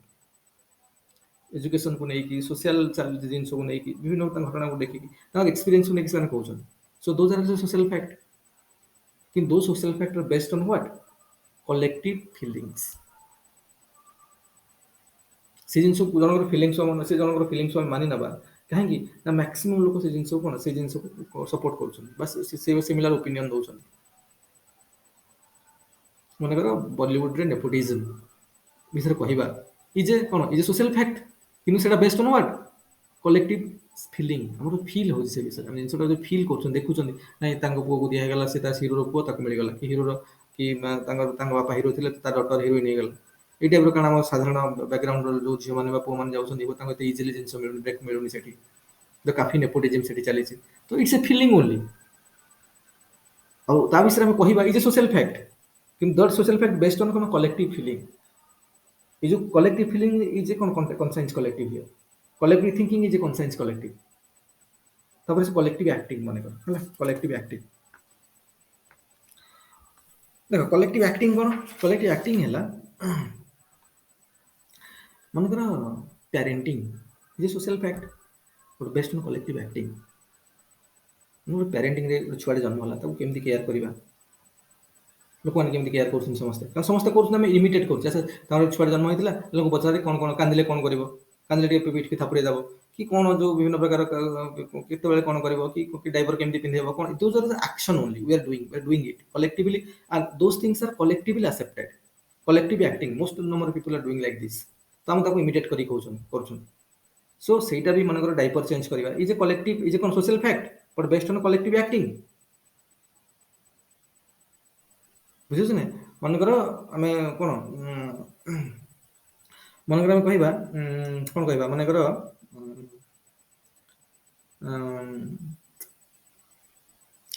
ଯୋଉ ଇଣ୍ଟରଭ୍ୟୁ ପାଇଁ ଆମେ ପ୍ରିପେୟାର ହେଉଛନ୍ତି ଇଣ୍ଟରଭ୍ୟୁ ପାଇଁ ପ୍ରିପେୟାର ହେଉଛନ୍ତି ତ ଫର୍ମାଲ ଡ୍ରେସ୍ ପିନ୍ଧିକି ଯାଉଛନ୍ତି ସୁ ପିନ୍ଧିକି ଯାଉଛନ୍ତି ବା ଫିମେଲ ମାନଙ୍କ କେସରେ ଶାଢ଼ୀ ୟୁଜ୍ କରୁଛନ୍ତି କି ସାଲୱାର ପଞ୍ଜାବୀ ପିନ୍ଧିକି ଯାଉଛନ୍ତି ଏଇ ଯୋଉ ଜିନିଷ ଗୁଡାକ ଏଇ ଯୋଉ ହଉଛି ଏଗୁଡା କଣ ସମସ୍ତେ କରୁଛନ୍ତି ଏଗୁଡ଼ା ଆମେ ଇମିଟେଟ୍ କରୁଛନ୍ତି ସିଏ ଯାଇଥିଲେ ସେଇଭଳିଆ ପିନ୍ଧିକି ଯାଇଥିଲେ ସିଏ ଆମ ଉପର ବ୍ୟାଚର ଆମ ସିନିୟର ଏଇଭଳିଆ ପିନ୍ଧିକି ଯାଇଥିଲେ ଆମେ ତାଙ୍କଠୁ ଇନ୍ସପିରେସନ ନେଉଛନ୍ତି ତାଙ୍କ ସହିତ କଥା ହଉଛନ୍ତି ଯେ ସେଇଭଳିଆ କରିଥିଲେ ଆମେ ଏଇଭଳିଆ କରିବା ଏଇଟା ବେଟର ୱେ ଅଫ୍ ପ୍ରାକ୍ଟିସ ତାମାନେ that is a conscience collective but based on what ये जो सोशल फैक्ट है बेस्ड ऑन कौन कलेक्टिव एक्टिंग तेणु कलेक्टिव एक्टिंग हो कि कलेक्टिव थिंकिंग हो कि कलेक्टिव फीलिंग हो those are conscience collective those are collective consensus ता ऊपर बेस करिकी जो घटना घटुची बा ताकू कन्फर्म करिकी जो घटना घटुची दोज घटनास बा those happenings are social fact normal social fact आ जदि से गोटे न मानता आम आम मनकर गोटे इंटरव्यू अच्छी आम दाढ़ी फाड़ी करी पूरा गोटे गोटे गंजी पिंधिकी गोटे मैंने बानियन गोटे पिंधिकी गोटे जीन्स पिंधिकी सेमती पलैथिबा चप्पल पिंधिकी पलैथिबा सो ता माने एठी तुम जो कलेक्टिव एक्टिंग टा गोटे तुम फॉलो कलनी तुम जो कॉन्शियस कलेक्टिव भाव तुम फॉलो कलनी तुम you are deviating you are deviant and that is also social fact but a pathological social fact बुझला तो कथा है देख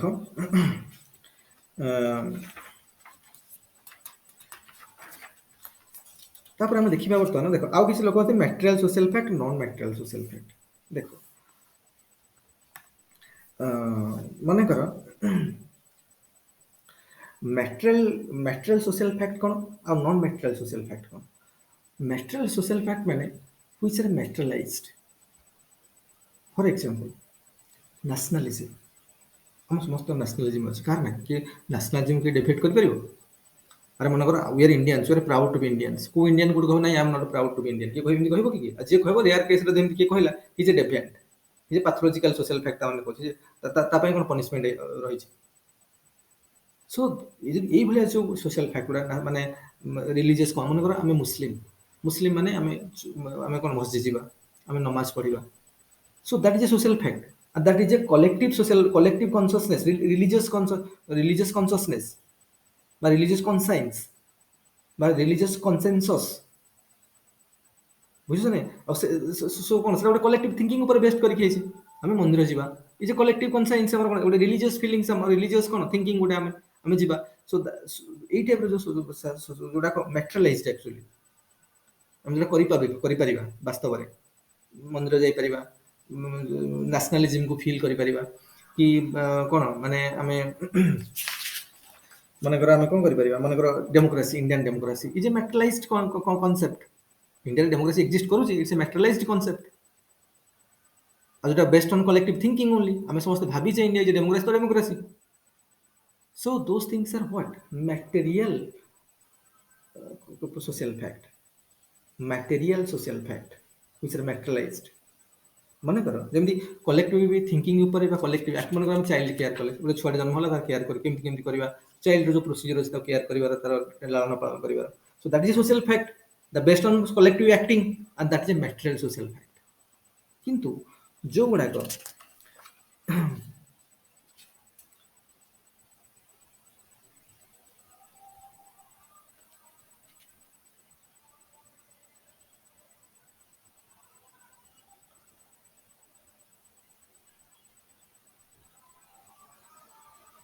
तो कौन जो कलेक्टिव एक्टिंग से material social fact normal material social fact जो डेविएट कर पैथोलॉजिकल जो कॉन्शियस कलेक्टिव मानला दैट इज नॉर्मल हैला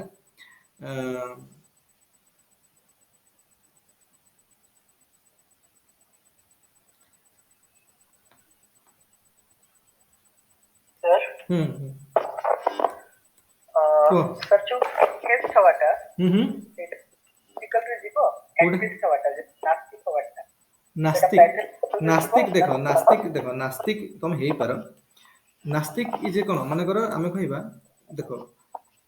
जो लोक कह नास्तिक हेबा से मन कर आम कह रिलीजन को गॉड मानुनी गॉड कर एक्जिस्टेंस को मानुनी गॉड एक्जिस्टेंस को मानिबा गोटे traditionally approved collective conscience collective हमें न मानि पारंती but that is a deviation सब बेले मन एबे तो तुमको आहुर बहुत जिंस कहूनी छाड़ी दउची कोन मन कर गोटे एग्जांपल देखो मन कर गोटे एग्जांपल लमा देखो मन कर जमिति जो हमर कोन थिला जो मैरिज होतला सब बेले गोटे बॉय टे मैरिज करबो गोटे गर्ल को बा गोटे मेल टे मैरिज करबो गोटे फीमेल को that is was a conscience collective one day approved conscience collective आम समस्त मानि नहीं ताकू जे न मानुला डेभिएंट कहते आनोमी क्रिएट होता स्ट्रक्चर रे सब सोसाइटी रे आनोमी क्रिएशन होता तो तापे पनिशमेंट थिला किंतु gradually with the passage of time जो सोसाइटी कॉम्प्लेक्स है सोसाइटी स्ट्रक्चर चेंज कला लोक माने वर्तमान सेम जेंडर मैरिज को अप्रूव कले lesbian marriage gay marriage those things are getting approved now ता माने सोसाइटी रे गोटे न्यू कॉन्साइंस कलेक्टिव क्रिएट हैला जोटा कारण जो जिनटा को मैक्सिमम लोक मानि नेबे सेटा कॉन्साइंस कलेक्टिव तेणु जिते से समय आज को 20 25 30 वर्ष तले लोक जिन को मानु नथिले किंतु वर्तमान समय जिन समस्त मानि नेले तो न्यू कॉन्साइंस कलेक्टिव वर्तमान क्रिएट हो सोसाइटी रे नाउ पीपल जेंति मन कर लिविंग रे रहबा लिविंग रिलेशनशिप रे जो पिला माने आजकल रहउछन 20 वर्ष तले 30 वर्ष तले तो हम सोसाइटी जिन को मानु नथिले इंडियन सोसाइटी रे लोक एटा गोटे अलगा दृष्टि देखुथिले they are thinking this is a kind of deviant nature so it is creating anomaly in the structure tension stress create कोच structure रे किंतु with हम सोसाइटी आगे चलला now people are working with it तमने काको प्रॉब्लम नाही बर्तन लिविंग रे रहले पेरेंट्स मन को भी प्रॉब्लम नाही रेस्पेक्टिव पेरेंट्स मन को भी प्रॉब्लम नाही तो those things are new conscience collective बर्तन तो कॉन्साइंस कलेक्टिव इज नॉट तर न्यू फॉर्म आस्ते आस्ते चेंज करू किंतु पर्टिकुलर टाइम पीरियड रे बा पर्टिकुलर स्पेसिफिक टाइम रे वर्तमान समय पाई माने कर जो जिंस को हम मानि नै छे वाइडर स्केल रे बा लार्जर लोक मेजॉरिटी लोक जो जिंस को हम मानि नै छे that is a conscience collective and we need to behave accordingly और we need to behave confirming the conscience collective वर्तमान समय जहाँ कॉन्साइंस कलेक्टिव अछि से जिंस को कोन हम मानि नै छे जेमती आमर जो पीएच रो पैटर्न ऑफ एग्जामिनेशन केमी थियो that is a conscience collective हम समस्त मानि नै छे से अनुसार में प्रिपेयर हो छे आ से अनुसार जे क्वालिफाई कला से जॉब मिलु छे काली जने आसीबो मंत्री पुओ कि मंत्री रिलेटिव्स के पळे आसीबो हायर लेवल रो माने पॉलिटिकल बैकअप थिबा लोक पळे आसीबो से डायरेक्टली ए जिंस को कोन बाईपास करना परीक्षा डायरेक्टली देई कि सीट पाई गला तो जो माने परिश्रम करी कि जिंस को मानु छंती तांको उतर कोन आसीबो होपलेसनेस आसीबो तांको लागो ते परिश्रम किछि लाभ नै जरा पैसा अछि जरा पॉलिटिकल पावर अछि he can get into the system frustration आसी सेति पे हिबले जे करू छी ना ताको पनिशमेंट दिया होछि कारण restore of faith in conscience collective तो पनिशमेंट मिलत हम तो पुनी खुशी होबा ना जिंस ठीक कला तो पनिशमेंट मिलला तो रिस्टोर असला विजय माल्या मन पैसा नै भागी चली गला that is social fact but that is a pathological social fact तुम पैसा बैंक रो नौछ माने ऋण नौछ काम हला कोन कॉन्साइंस कलेक्टिव कोन हला जदि ऋण नै जे ऋणटा परिशोध करबा दैट इज कॉन्साइंस कलेक्टिव जदि न करके भागी जाउछंदी खसी के पळि जाउछंदी लुची की that is A deviant nature structure anomie असला लोक से तो हमको एठी लोकन को लक्ष 2 लाख टका ऋण मिलुन से हजार हजार कोटी टका ऋण नै पळेला तो लोकन कोन आसला अविश्वास आसला कॉन्साइंस कलेक्टिव ऊपर तो ताको पनिशमेंट दरकार ताहाल जे कॉन्साइंस कलेक्टिव रिस्टोर हो लोकन फेथ रिस्टोर हो तो सब गुडा सोशल फैक्ट हैला जेमति मु कहली नॉर्मल सोशल फैक्ट और पैथोलॉजिकल सोशल फैक्ट विषय में जानले तापर वर्तमान मटेरियल सोशल फैक्ट और नॉन मटेरियल एटा एक्चुअली एते वाइडर जेमति मु कलेक्टिव थिंकिंग दा कहली एक्चुअली कलेक्टिव थिंकिंग दा होची कोन ना नॉन मटेरियल बोली कलेक्टिव थिंकिंग दा हला नॉन मटेरियल सोशल फैक्ट हम जो कलेक्टिव थिंकिंग कलेक्टिव एक्टिंग या कलेक्टिव फीलिंग जो कॉन्साइंस कलेक्टिव तीनटा पार्ट हम करबा गोटे होची collective thinking collective feeling collective acting हेतु कलेक्टिव थिंकिंग दा होची non material part of non material social fact thinking तार से कहवा कथा जदि हम मानि नै छी गोटे जिंस को से जिंसटा हबो बोली एमति किसी माने नै सब बेले मन कर हमें नेशनलिज्म को मानि छे ठीक अछि मोटा टिके भूल करी कहि देली तो नेशनलिज्म को मानि छे तो ठीक अछि जो न मानु छंदी से माने मे भी पैथोलॉजी हे पारे पैथोलॉजिकल सोशल फैक्ट्स माने परफॉर्म करि पारंदी किंतु नेशनलिज्म की मानिबा तो किंतु सेटा गोटे सब बेले मेटल जे हबो बोली किसी मान नै कि बहुत डेविएंट मन कर एंटी सोशल हो गले आतंकवादी हो गले जेमिति नक्सल्स अलगा टाइप विभिन्न लोक विभिन्न नैरेटिव सब अछि देखो सोशियोलॉजी रे सब बेले भाबिबो कोन जिंस परफेक्ट सत नै हम जो भी डिस्कशन करछन दैट इज गोटे दृष्टिकोण मात्र बुझिला तो से अनुसार आबाकी जदि हमें कलेक्टिव एक्टिंग मन कर चाइल्ड लालन पालन करबा that is a material social fact collective feeling मन बेस्ड ऑन एक्सपीरियंस तो that is also cone social material social fact किंतु कथा हला ये जो सोशल फैक्ट गुड़ाक इमाइल डर्कहाइम कहले लाइक साइंटिफिक फेनोमेनन आम जो सोशल फैक्ट माने कोन सोशल फेनोमेनन ये जो सोशल फेनोमेनन गुड़ाक आम साइंटिफिक मेथड करके जमी साइंटिफिक इवेंट्स गुड़ाक आम एनालिसिस करूचे एगुड़ा भी करहब एम्पिरिकल मेथड्स यूज करके एगुड़ा की कौन ऑब्जेक्टिवली आम एनालिसिस करि परिबा क्वांटिफिकेशन करि परिबा एगुड़ा क्वांटिफिकेशन माने कोन यूजिंग न्यूमेरिकल बा इक्वेशंस यूज करके आम एनालिसिस करि परिबा एई टाइप रो जिंस सब करहब एगुड़ा जेहेतु कोन कौन पाई because those things are like कौन ट्रीट लाइक देम थिंग्स ताको जिंस भले ट्रीट कर साइंटिफिक मेथड एगुड़ा जमी साइंस रो इवेंट गुड़ा आम साइंटिफिक मेथड यूज करके एम्पिरिकल मेथड्स यूज करके आम करूचे एगुड़ा की सेगुड़ा करहब इमाइल डर्कहाइम कहले कहवा कथा से कहउछंदी those things are what those things are से कहवा कथा जे empirically arrestable and can be studied scientifically scientific आम जो टेक्निक 3 नंबर चैप्टर पढ़िबा technique of data collection scientific data collection के साइंटिफिक मेथड्स रे केमिति भी करबो तार सब जिंस रे पढ़िबा ऑब्जर्व करिकि क्वेश्चनरी माध्यम रे हला विभिन्न प्रकार मेथड्स यूज करि क्वांटिफिकेशन मेथड्स यूज करिकि हम जिंस करि परिबो तो सेहि सब मेथड्स यूज करिकि सोशल फैक्ट को एनालाइज करिहो बोली इमेल डर्कहाइम कहले and which is nothing but A way of positivism तो इमेल डर्कहाइम को पॉजिटिविज्म अप्रोच रो सोशियोलॉजिस्ट बोली भाबी जाए फंक्शनल पर्सपेक्टिव और पॉजिटिविज्म अप्रोच रो है तापर हम देखिबा देखो फीचर ऑफ सोशल फैक्ट देखो तुम लिखी जे देखो सोशल फैक्ट रो से जेमि लिखि जे सोशल फैक्ट रो methodology observational classification verification comparison generalisation एउडा सब करी करते कंपैरिजन गुड कथा भूली गली कहया पे कंपैरिजन माने कर जेमि हमर जने थिले जेस मिल जेमि मु कहली जे हेडा होला टिके पर पढिया ता विषय अच्छा मु फीचर्स पर डिस्कशन करी फीचर्स गुडा कोन होला देखो सोशल फैक्टर कोन जे ऑलरेडी डिस्कशन कर सलेनी कोन फीचर बा दरकार प्रथम कथा होला जे सोशल फैक्ट जोटा कि साइकोलॉजिकल बा बायोलॉजिकल फैक्ट टू अलगा माने कर हम कहबा ईटिंग हैला ड्रिंकिंग हैला कि प्लेइंग हैला टॉकिंग हैला एगुड़ा सब जो बिहेवियर गुड़ाक इंडिविजुअल बिहेवियर गुड़ाक मन कर आमको आम खाऊँ तो it is driven by our hunger तो इंडिविजुअल इनस्टिंक्ट द्वारा एगुड़ा कौन एगुड़ा कौन इंडिविजुअल इनस्टिंक्ट द्वारा एगुड़ा प्रेरित सब फॉर एग्जांपल हमको खाइबा भोक तो पुणी खाइबा ना मु खाऊँ बोली तुम भी खाइब कि आम खाइबा कि आम कौन हसीबा कि आम कौन करबा ड्रिंकिंग कि प्लेइंग कि टॉकिंग एगुड़ा जहाँ सो दोस थिंग्स आर हैपनिंग ना because of the individual Instinct और हुई कौन नथिबा बायोलॉजिकल एक्ट है साइकोलॉजिकल फैक्ट है बायोलॉजिकल फैक्ट खाइबा बायोलॉजिकल फैक्ट कि either biological fact है पर psychological fact है पर because those things are driven by individual instinct तो social fact एथरे कौन खाइबा है पर मे बी गोटे biological fact कि गोटे psychological fact किंतु the way of eating is a social fact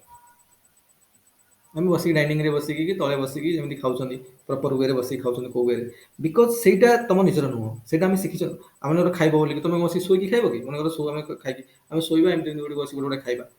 that is the proper way of eating proper way of eating ता हम कोठी दरखाइम कहले प्रॉपर वे ऑफ ईटिंग ता हम सोसाइटी रो सिखिछन सोसाइटी को फंक्शनल बार अछि सेटिंग सोसाइटी जिनसोडा सिखैछि that is a collective consensus collective proper way रे केमि खाइबो बसी कि हम सोसाइटी रो सिखिछन हम बापा मां माने निकाउतले कि हम ब्रदर्स एल्डर ब्रदर सिस्टर कि अलग लोक मन देखुछन नै बोले तो से बिहेवियर हम तांको सिखि नैछन the way of eating the way of laughing माने कर थोड़ी मीटिंग गोटे मीटिंग चले छी तम हा हा हा केटे हसिबो बोले हसिबो बोली तो मे बी तुमको हस लागिला that is individual instinct but the way you laugh is a social fact लफकाइन कहले जे को भले हसिबो तुम हस तुमको गोटे कोन कथा सुनि हस लागिला मे बी तुमको जो हस लागिला मते भी हस न लागि पारे that is okay that is individual instinct किंतु हसिबो को भले हसिबो that is social fact because you learn it from society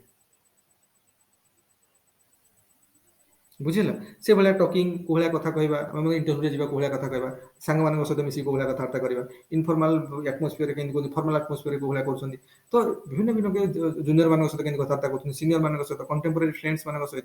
कि निजरो फैमिली मेंबर मानक सहित को भले कथा करछन दोज टॉकिंग ना टॉकिंग हे पारे but the way of talking is a social fact because those things we have learned from our society society at all because these are conscience collective only conscience कले confirm करके हम से कहते बुझिला ଯେମିତି ମନେକର ସେ କହିଲେ ଯେ social factor the internal the society ଆଉ ଏକ୍ସଟର୍ନାଲ ଟୁ ଦ କ'ଣ external to individual social factor କେମିତି ମନେକର ଦେଖ ଡାଉରି କଥା ହଉ କାଷ୍ଟ ସିଷ୍ଟମ ହଉ ରିଲିଜନ ହଉ এটা থোড়ি আমি ইন্ডিভিজুয়াল গুড়া আমি থোড়ি আমি ইন্ডিভিজুয়াল চয়েস অনুসারে আমি গুড়া করুছে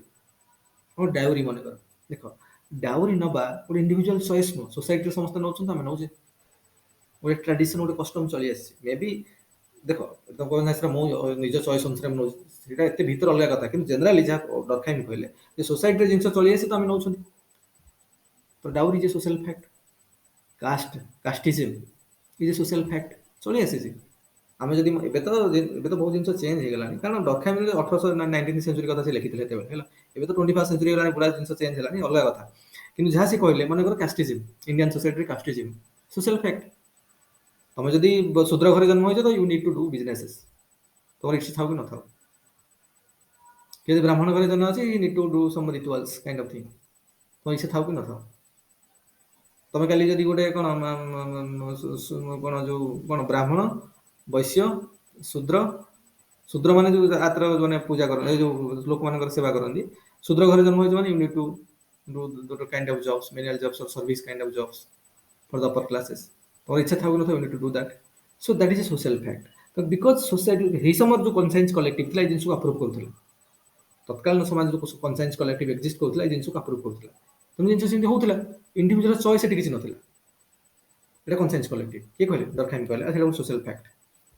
ସେଥିପାଇଁ କହିଲେ external to the individual internal to the society it is interesting in the society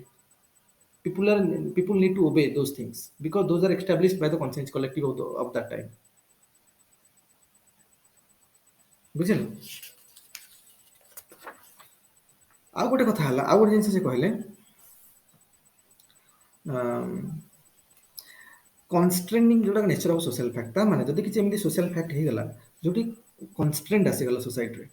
ଯୋଉଠି ଲୋକ ମାନିଲେନି ଯେମିତି କହିଲି ମନେକର ଗୋଟେ ଏଷ୍ଟାବ୍ଲିଶ ଟ୍ରୁଥକୁ বা কনসাইন্স কলেক্টিভକୁ ଆମେ ଯଦି ନ ମାନିବା ତାହେଲେ କ'ଣ ହବ ବୁଝୁଛ ନା ମନେକର ଯେତେବେଳେ କୌଣସି ପାର୍ଟି ମାନଙ୍କର ଇଲେକ୍ସନ ହେଇଗଲା କୌଣସି ଷ୍ଟେଟରେ ଗୋଟେ ଆସେମ୍ବଲି ଇଲେକ୍ସନ ହେଇଗଲା ଯେତେବେଳେ କୌଣସି ଯେମିତି ମହାରାଷ୍ଟ୍ର ଯେମିତି ହେଇଥିଲା କୌଣସି ପର୍ଟିକୁଲାର ଦଳ ଯଦି କ'ଣ ମେଜରିଟି ମାର୍କକୁ କ୍ରସ୍ କରିନାହାନ୍ତି ତାହେଲେ ଗଭର୍ଣ୍ଣରଙ୍କର ଦାୟିତ୍ୱ ହେଲା ମେଜରିଟି ସିଟ୍ ପାଇଥିବା ପାର୍ଟିକୁ ପ୍ରଥମେ ଇନଭାଇଟ୍ କରିବେ ଗଭର୍ଣ୍ଣମେଣ୍ଟ ଫର୍ମେସନ କରିବା ପାଇଁ ସିଏ ମେ ବି ତାଙ୍କର ଅଲଗା କୌଣସି ପାର୍ଟି ସହିତ କୋଆଲିସନ କରିକି ଆସିପାରନ୍ତି ବା କିଛି ବି କରିପାରନ୍ତି ବଟ୍ ଯାହାର ଅଧିକ ସଂଖ୍ୟକ ମେମ୍ବର ଅଛନ୍ତି that party will be invited this is a norm this is a tradition ଆଉ ଇମାଇଲ ଦରଖାଇମଙ୍କ ଲାଙ୍ଗୁଏଜରେ କହିଲେ this is a conscience collective বা collective consensus that has been established in our society ସେଇଟାକୁ ଆମେ ସମସ୍ତେ ମାନି ନେବା କଥା ଯଦି ମନେକର ଗଭର୍ଣ୍ଣର ଭେଷ୍ଟେଡ୍ ଇଣ୍ଟରେଷ୍ଟ କାରଣ ଯୋଉ ପଲିଟିକାଲ ପାର୍ଟି ସେଣ୍ଟରରେ ଥିବ ତାଙ୍କର ଲୋକ ଗଭର୍ଣ୍ଣର ଥିବେ ଆଉ ସିଏ ମନେକର ଯଦି ସେ ତାଙ୍କର କୌଣସି ଭେଷ୍ଟେଡ୍ ଇଣ୍ଟରେଷ୍ଟ ରଖିକି ମାଲାଫାଇଡ୍ ଇଣ୍ଟେନସନ ରଖିକି ଯଦି କ'ଣ ହେଲା ତାଙ୍କୁ ନ ଡାକିକି ତାଙ୍କର ପର୍ଟିକୁଲାର ସେଣ୍ଟର ବା ୟୁନିୟନ ଲେଭେଲରେ ଯେ ଗଭର୍ଣ୍ଣମେଣ୍ଟ ଫର୍ମେସନ କରି ଯୋଉ ପାର୍ଟି ତାଙ୍କ ପାର୍ଟିର ଲୋକଙ୍କୁ ଡାକିଲେ ପ୍ରଥମେ so that he is getting ଡେଫିଏଟେଡ୍ from the conscience collective that is pathological in nature that needs to be punished ସେଥିପାଇଁ କନଷ୍ଟିଟ୍ୟୁସନାଲ ରିଭ୍ୟୁ ଆମେ ପଢୁଥିଲେ ଆର୍ଟିକଲ ନମ୍ବର 13(2)+2 କନଷ୍ଟିଟ୍ୟୁସନାଲ ରିଭ୍ୟୁ ଅଛି ସେଥିପାଇଁ କାରଣ ଲୋକଙ୍କର ରିଷ୍ଟୋର ହବା ଦରକାର କନସାଇନ୍ସ କଲେକ୍ଟିଭ ଉପରେ ଲୋକଙ୍କର ଫେଥ୍ ଆଉ ସିଏ ସମସ୍ତେ କଲେ ସମସ୍ତେ ଆଉ କନସାଇନ୍ସ କଲେକ୍ଟିଭ କ'ଣ ଲୋକ ମାନିଲେନି କନସାଇନ୍ସ କଲେ ଡାଇଲ୍ୟୁଟ୍ କରିଗଲା ତ ସମାଜରେ ଅରାଜକତା ଆସିଯିବ ଆନୋମି ଯୋଉଟାକୁ ଆନୋମି କହିଲେ କିଏ ସେ ଇମାଇଲ ଦରଖାଇ ଡେଭିଆନ୍ସ ଆସିଗଲା ସୋସାଇଟିରେ ବୁଝିଲା ତେଣୁ ସେଇଟା ଗୋଟେ ତେଣୁ ଯୋଉ କହିଲି ଯେ ସୋସିଆଲ ଫ୍ୟାକ୍ଟଟା external to the individual internal to the society ଦେଖ ଯୋଉମାନଙ୍କର ସୋସିଓଲୋଜି ଅପସନାଲ ଇଭେନ୍ ଇଣ୍ଟରଭ୍ୟୁ ଗଲେ ତାଙ୍କର ଯୋଉମାନେ ଇଣ୍ଟରଭ୍ୟୁ ନିଅନ୍ତି ଏମିତି ନୁହଁ ଯେ ଯୋଉମାନେ ବସିଛନ୍ତି ମନେକର ଆଇଏଏସ୍ ଅଫିସର ବସିଥିବେ ମେନଲି ପ୍ରମୋଟେଡ୍ ଆଇଏଏସ୍ ବସୁଛନ୍ତି ଓପିଏସ୍ରେ କି ମନେକର ମହାନସାରେ ବସିଥିବେ ତ ସେ ତ ୟୁପିଏସ୍ସିରେ ପ୍ରିପେୟାର କରିବେ ତାଙ୍କର ଥୋଡ଼ି ସୋସିଓଲୋଜି ଅପସନାଲ ବୋଲି ଆମେ ଜାଣିନାହାନ୍ତି ନା ମନେକର ଥିଲେ ବି ଆଉ ଥୋଡ଼ି ମନେ ଅଛି ଏତେ ବର୍ଷ ତଳର ପାଠ ମନେ ଅଛି ତେଣୁ ଏଇଟା କିନ୍ତୁ ଆମର ମନ ଥିବ external to the society individual internal to society ଏଇଟା ମରିବା ପର୍ଯ୍ୟନ୍ତ କେହି ଭୁଲିବେନି ସୋସିଓଲୋଜି ପଢିছে ଜୀବନରେ ଏଇଟା ସେ ପଚାରେ ହ୍ୱାଟ ଇଜ ସୋସିଆଲ ଫ୍ୟାକ୍ଟ ସେ ଚାହୁଁଛନ୍ତି ଏ ଲାଇନଟା ପିଲା କହୁ ଲାଇନଟା କହିଲେ ସେ ଖୁସି ଆଉ କନସେପ୍ଟ କ୍ଲିୟର ଅଛି आम ये सोशियोलॉजी पढ़ुनी आम पचे बुढ़ा होगी मरीजा आम ये लाइन टा भूल पारे ना जे it is external to individual internal to society ये भूल पारे बुझुछ ना तेणु ये जिनसा हिंदी मन रखी इंटरव्यू कम दब मेनली आम ऑप्शनल ये सब जिनसा बेसिक बेसिक पॉइंट गुड़ाक सब है माने से कह कथा सोशल फैक्ट कौन होची ना social fact are emergent in nature सब बहुत basic feature of social fact है social facts are emergent in nature in character माने जो दी तीन सोशल फैक्ट मिसे गोटे न्यू सोशल फैक्ट को जन्म दियंती फॉर एग्जांपल मानकर आम कहवा जो मानकर जमी बेसी ना मार्जिनाल फार्मर्स स्मॉल फार्मर्स ये सोशल फैक्ट ना नहीं मनकर जमी जमा तुम ना अल्प माने हाफ एकर कि 0.5 एकर 0.25 एकर एमती किसी जमी अच्छे अल्प जमी अच्छे स्मॉल फार्मर तार small farm that is social fact तुम फाइनेंशियल एसेट ना फार्मर्स मान मेनली ईस्टर्न इंडिया फार्मर्स मैंने आम ओडिशा बेंगल ये सब आम जो फार्मर जो फार्मिंग कर बहुत गरीब श्रेणी फार्मर मान तो एम पाखे कौन ना फाइनेंशियल स्ट्रेंथ ना तेणु से कौन अप्रोच करोटी बैंक को तो बैंक पैसा देलानी बैंक को पैसा दौनी तार फॉर्मल रिकॉग्नाइज्ड एस्टाब्लिशमेंट रू फाइनेंशियल सुविधा मिललानी तो they are going for money lenders which is कौन बैड लोन मनी लेंडर पाक जी हायर इंटरेस्ट रेट से व्हिच इज बैड लोन पैसा सुझी पारे एत रेट बढ़ी निजे इनगल्फ हो निजे निजे कौन भीतर फसीजे चक्रव्यूह भीतर बाहरी पारे सो that is a bad loan and that bad loan is a social fact कि नहीं सोशल फैक्ट से भाया ता माने बैड लोन पसी गले तापर ता भीतर तार इंटरेस्ट दे पारिबेनी तापर एमदी कि गोटे डेब्ट ट्रैप हे जो they are now getting involve inside the कोन बाय विद इन द डेब्ट ट्रैप माने डेब्ट डीबीटी डेब्ट माने सुध जो धार नै छन कर्ज नै छन सो डेब्ट ट्रैप भीतर सन फसी गले ता माने स्मॉल फार्मर हबा is a social fact bad loan नबा इज ए सोशल फैक्ट डेब्ट ट्रैप भीतर फसी जिबा इज ए सोशल फैक्ट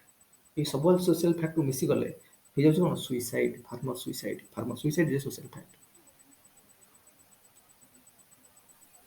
बुझुछ ना नहीं तेणु social fact is emergent in nature social fact is emergent in nature ता माने गोटे दुईटा तीनटा सोशल फैक्ट मिसी की भी गोटे न्यू सोशल फैक्ट को जन्म दे पारंती ता माने कहिबार माने हला सोशल घटना गुडा माने कर फॉर एग्जांपल हम कहिबा जमी आम ये सब्जेक्ट पढ़ते कौटी मनकर आम जो कौन कि मनकर होम साइंस जो पढ़ते पॉवर्टी और माल न्यूट्रिशन देख मनकर माल न्यूट्रिशन सोसाइटी एक्जिस्ट करुच्ची ए सोशल फैक्ट मन तो तुम मनकर कौन हम माल न्यूट्रिशन है तुम खावा को ना तुम फिजिकल ग्रोथ बहुत डाउनग्रेड रो लो ग्रेड फिजिकल ग्रोथ है ये social fact low grade physical fact है फल तुम कौन है now you are getting unable to gain that amount of physical stamina और physical strength to do some kind of meaningful work for your income you are getting unable to do that so that is a social fact जो तुम income है now your income is minimised you are not getting proper amount of money you don't have proper amount of money for your day to day activities also that is a social fact and which is making you vulnerable and poor the mean you are now within the poverty that is social fact तुम एते गुडा मिसे की भी गोटे नुआ social fact को जन्म दउछन new social fact तेणु सब बेले social fact are emergent in nature देखो एगुड़ा सब इजी जिनस बोली खाली जिनस को सोशियोलॉजिकल वे चिंता करिवार अछि नले किए जानि से sociology the most easiest subject माने जहाँ ऑप्शनल अच्छे खाली जिनस को ये बुझार अच्छे ये जिन किए जानी मतलब फास्ट को फार्मर सुइसाइड कहीं स्मॉल फार्मर्स लोन ठीक मिलूनी तो माने जो जमीदार फमीदार बा जो लोन फोन दौरान जो मैंने पाक गले सी हायर इंटरेस्ट लोन देले सो डेब्ट ट्रैप रे से फसी गले ये सब गोटे सोशल फैक्ट या फल farmer suicide is social fact ये जिन ये तुम बुझार अच्छे कौन सोशल फैक्ट 20 मार्क पढ़ला सब जो डिस्कसन कर से लिखिदेवा तो कौन प्रोब्लेम अच्छे तापर जमी मन सब देख Mahapatra sir notes is very important thinkers 5टांग सार नोट्स पढ़ो कौन बही पढ़िया कौन आवश्यक पढ़ी जब भल कथा कि दरकार ना अलग कौन बही पढ़िया महापात्र सार नोट्स 5टांग थिंकर्स आम सारा आ बाकी नोट्स तो जहाँ बनेकी देवी तुमको एगुड़ा सब लिखिकी करिकी सेगुड़ा बहुत हेल्पफुल हम सेतिकी हेले काफी मोर दान एनफ यूपीएससी लेवल भी काफी आ यूपीएससी तो छाड़ है यूपीएससी भी काफी सेतिकी गले तेणु आमको कौन बही जाए जब क्या पाखे अच्छी जब पढ़ुଛ ठीक अच्छे ना ये सफिसीयंट महापदा सागर नोट सहित मो नोट से पढ़ले पांचटा नथिंग क्लीयर हो कौन प्रोब्लेम हेनी आम जहाँ कहूँ प्रति क्लास गुड़ाक ठीक से अंडरस्टांडिंग करा दरकार जिन गुड़ा कौन एवं तुम गोटे लाइन बुझीगल ना कनसाइंस कलेक्टिव कौन सोशल फैक्ट कौन डीओएल कौन तो बुझा पड़ जाऊँ ना तेणु आगू प्रोब्लेम हबार नहीं किसी तापर आम देखा कौन जे आउ गोटे जिन लिखी देख सब सोशल फैक्ट गुड़ाक आम कौन करवा सोशल फैक्ट को मु कहली ट्रीट लाइक थिंग्स है जहाँ आम एम्पिरिकल मेथड व साइंटिफिक मेथड्स यूज करके आम कौन करवा एनालिसिस कर लाइक कौन science science subject positivism approach था सेटा भी से कहते ट्रीट लाइक थिंग्स है और जो थिंग्स हम आम कहे थिंग्स आर कौन continuous things are visible things are tangible things are observable in character मैंने गोटे जिनस आम कहे गोटे जिनस मनकर गोटे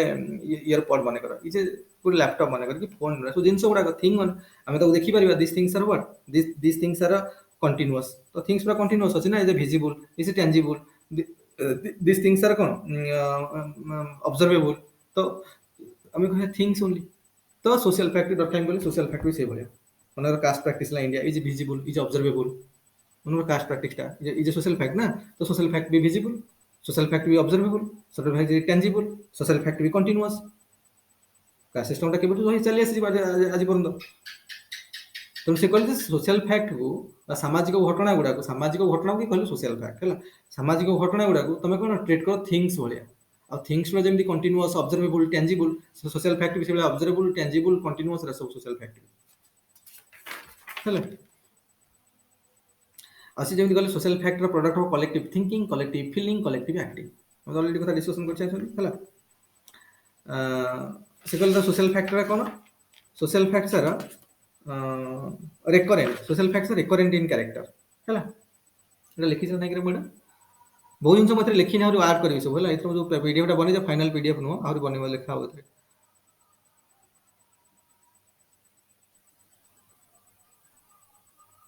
अच्छा ठीक अच्छे रेकरेंट इन कैरेक्टर सत कथा रेकरेंट इन कैरेक्टर माने जो बारंबार मनकर आम खेलुं खेल सोशल फैक्ट सॉरी आज खेल खेलवानी आम खेलुचे आम खेलुचे डेली आम भी प्रतिदिन खेलुँ आम छोट जो मैंने जो आसवे से भी खेलेंगे those things are playing is कौन पड़िया खेलवा is social fact that is recurrent ना कल थोड़ी हो गला मैंने हेनी है कि भोट दवा थोड़ी हेनी पाँच जिते थर इलेक्शन से भोट दवा recurrent in character social fact recurring in character recurrent in character है इंडिपेंडेंट टू इंडिविजुअल कहते एक्सटर्नल टू इंडिविजुअल इंडिविजुअल कौन भोट दवा हम कहीं भोट दवा मन आज भोटिंग कले जाए बर्तमान इलेक्शन चलता भोटिंग कले इज सोशल फैक्ट भोटिंग कौन देख जोटा कहूँ मुझे भावन यहाँ डरखामी भाई कहते बुझुं है डरखामी कहवा कथा भोट दवा गोटे सोशल फैक्ट किंतु भोट आम कहीं दौरान बिकज भोट दवा आर्टिकल 326 अनुसार भारत संविधान इज ए कौन गोटे कन्स्टिट्यूशनल राइट आम that is a conscience collective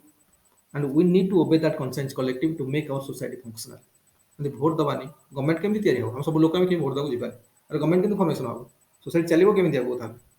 तो society needs to be functional से आमर कनसाइंस कलेक्टिव हूँ 326 आर्टिकल 326 कनसाइंस कलेक्टिव भारत संविधान में आम समस्त भोट दवा गोटे संवैधानिक अधिकार तो we need to follow it तो भोट दवा हूँ गोटे सोशल फैक्ट हूँ नॉर्मल सोशल फैक्ट मुझे मुझे जीविनी भोट दवा that is a pathological social fact भोट न दवा भी गोटे social fact but that is pathological in nature किंतु कथा है कौन भोट नदेले माने आमर जदि कौन फॉर्मल पनिशमेंट सिस्टम ना but many people are talking about it कौन भोट दौनी काफी देखिए शिक्षित लोक भोट दिखती सब आम पढ़ा जाना कि हाँ कह नोटा इज तुम देख भोट दबा भोट तुम क्या दब कि तुम पसंद कर that is your own opinion that is the freedom of expression that is also कौन कनसाइंस कलेक्टिव तुम निजर से क्या दब कि भोट दबी जीवा आम क्या भोट दबू जीविनी भोट न दबाटा भोट दबा हूँ गोटे संवैधानिक अधिकार आम एक्जिक्यूट करवा कथा जे दौनी मन कर कौन कहवा pathological behaviour pathological social fact किंतु ये pathological social fact punishment formal punishment कौन प्रोविजन एपर्तन है किंतु आमको बाहर लोक मैंने जो इंप्रेशन क्रिएट हो प्रति लोक भोट देवाक जाऊनी आज बंद भोट देनी that means you are not trying to make our society functional माने सिस्टम को बंचे रखा तुम किसी कंट्रीब्यूशन रोनी तुम सरकार या कलानी से कलानी तो कंप्लेन आम कर बट आमको आम जब भोट देवाक जाऊना क्या प्रोसेस पार्टिसिपेट करूना आम केमी कहवा देख जो गवर्नमेंट सिस्टम बना है कहार बापर अधिकार ना कि कहार बापर जागिर एटा नहीं आम सुमोटो भाव में सिस्टम को आसवा सिस्टम को आम चाहिए चेंज कर तुम गोटे गवर्नमेंट फर्मेसन करके पार्टी फर्मेसन करके आम आदमी पार्टी मन कर से तो निजे निजे थोड़ी आगुरी से 5 वर्ष 10 वर्ष पूर्व से एक्जिस्ट करते न्यूली एंट्री मारिक तो पुणी आस्ते आस्ते टेंटाकल स्प्रेड कर चलते तो से भाया आम जब आमको लगे ना जो मैंने existing political party they are not doing their duty in the right way so let us come together and make another political party and try to fix the issues that has been taken place nowadays ବୁଝୁଛ ନା ତେଣୁ ସେଇଟା ଆମେ କରିପାରିବା କିନ୍ତୁ ସେ ସବୁଠୁ ଦୂରେଇ ରହିକି ଆମେ ଯଦି କହିବା ନା ଆମେ ଏକ୍ଜିକ୍ୟୁଟ କରିବାନି ଆମ ରାଇଟ୍ସଟା ତ that is A pathology that is a social fact ଗୋଟେ ପାଥୋଲୋଜିକାଲ ନେଚର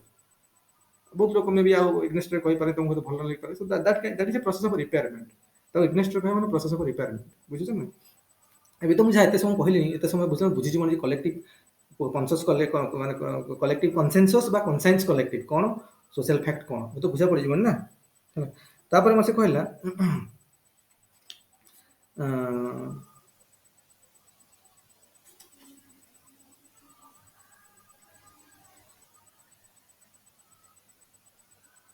तापर एठी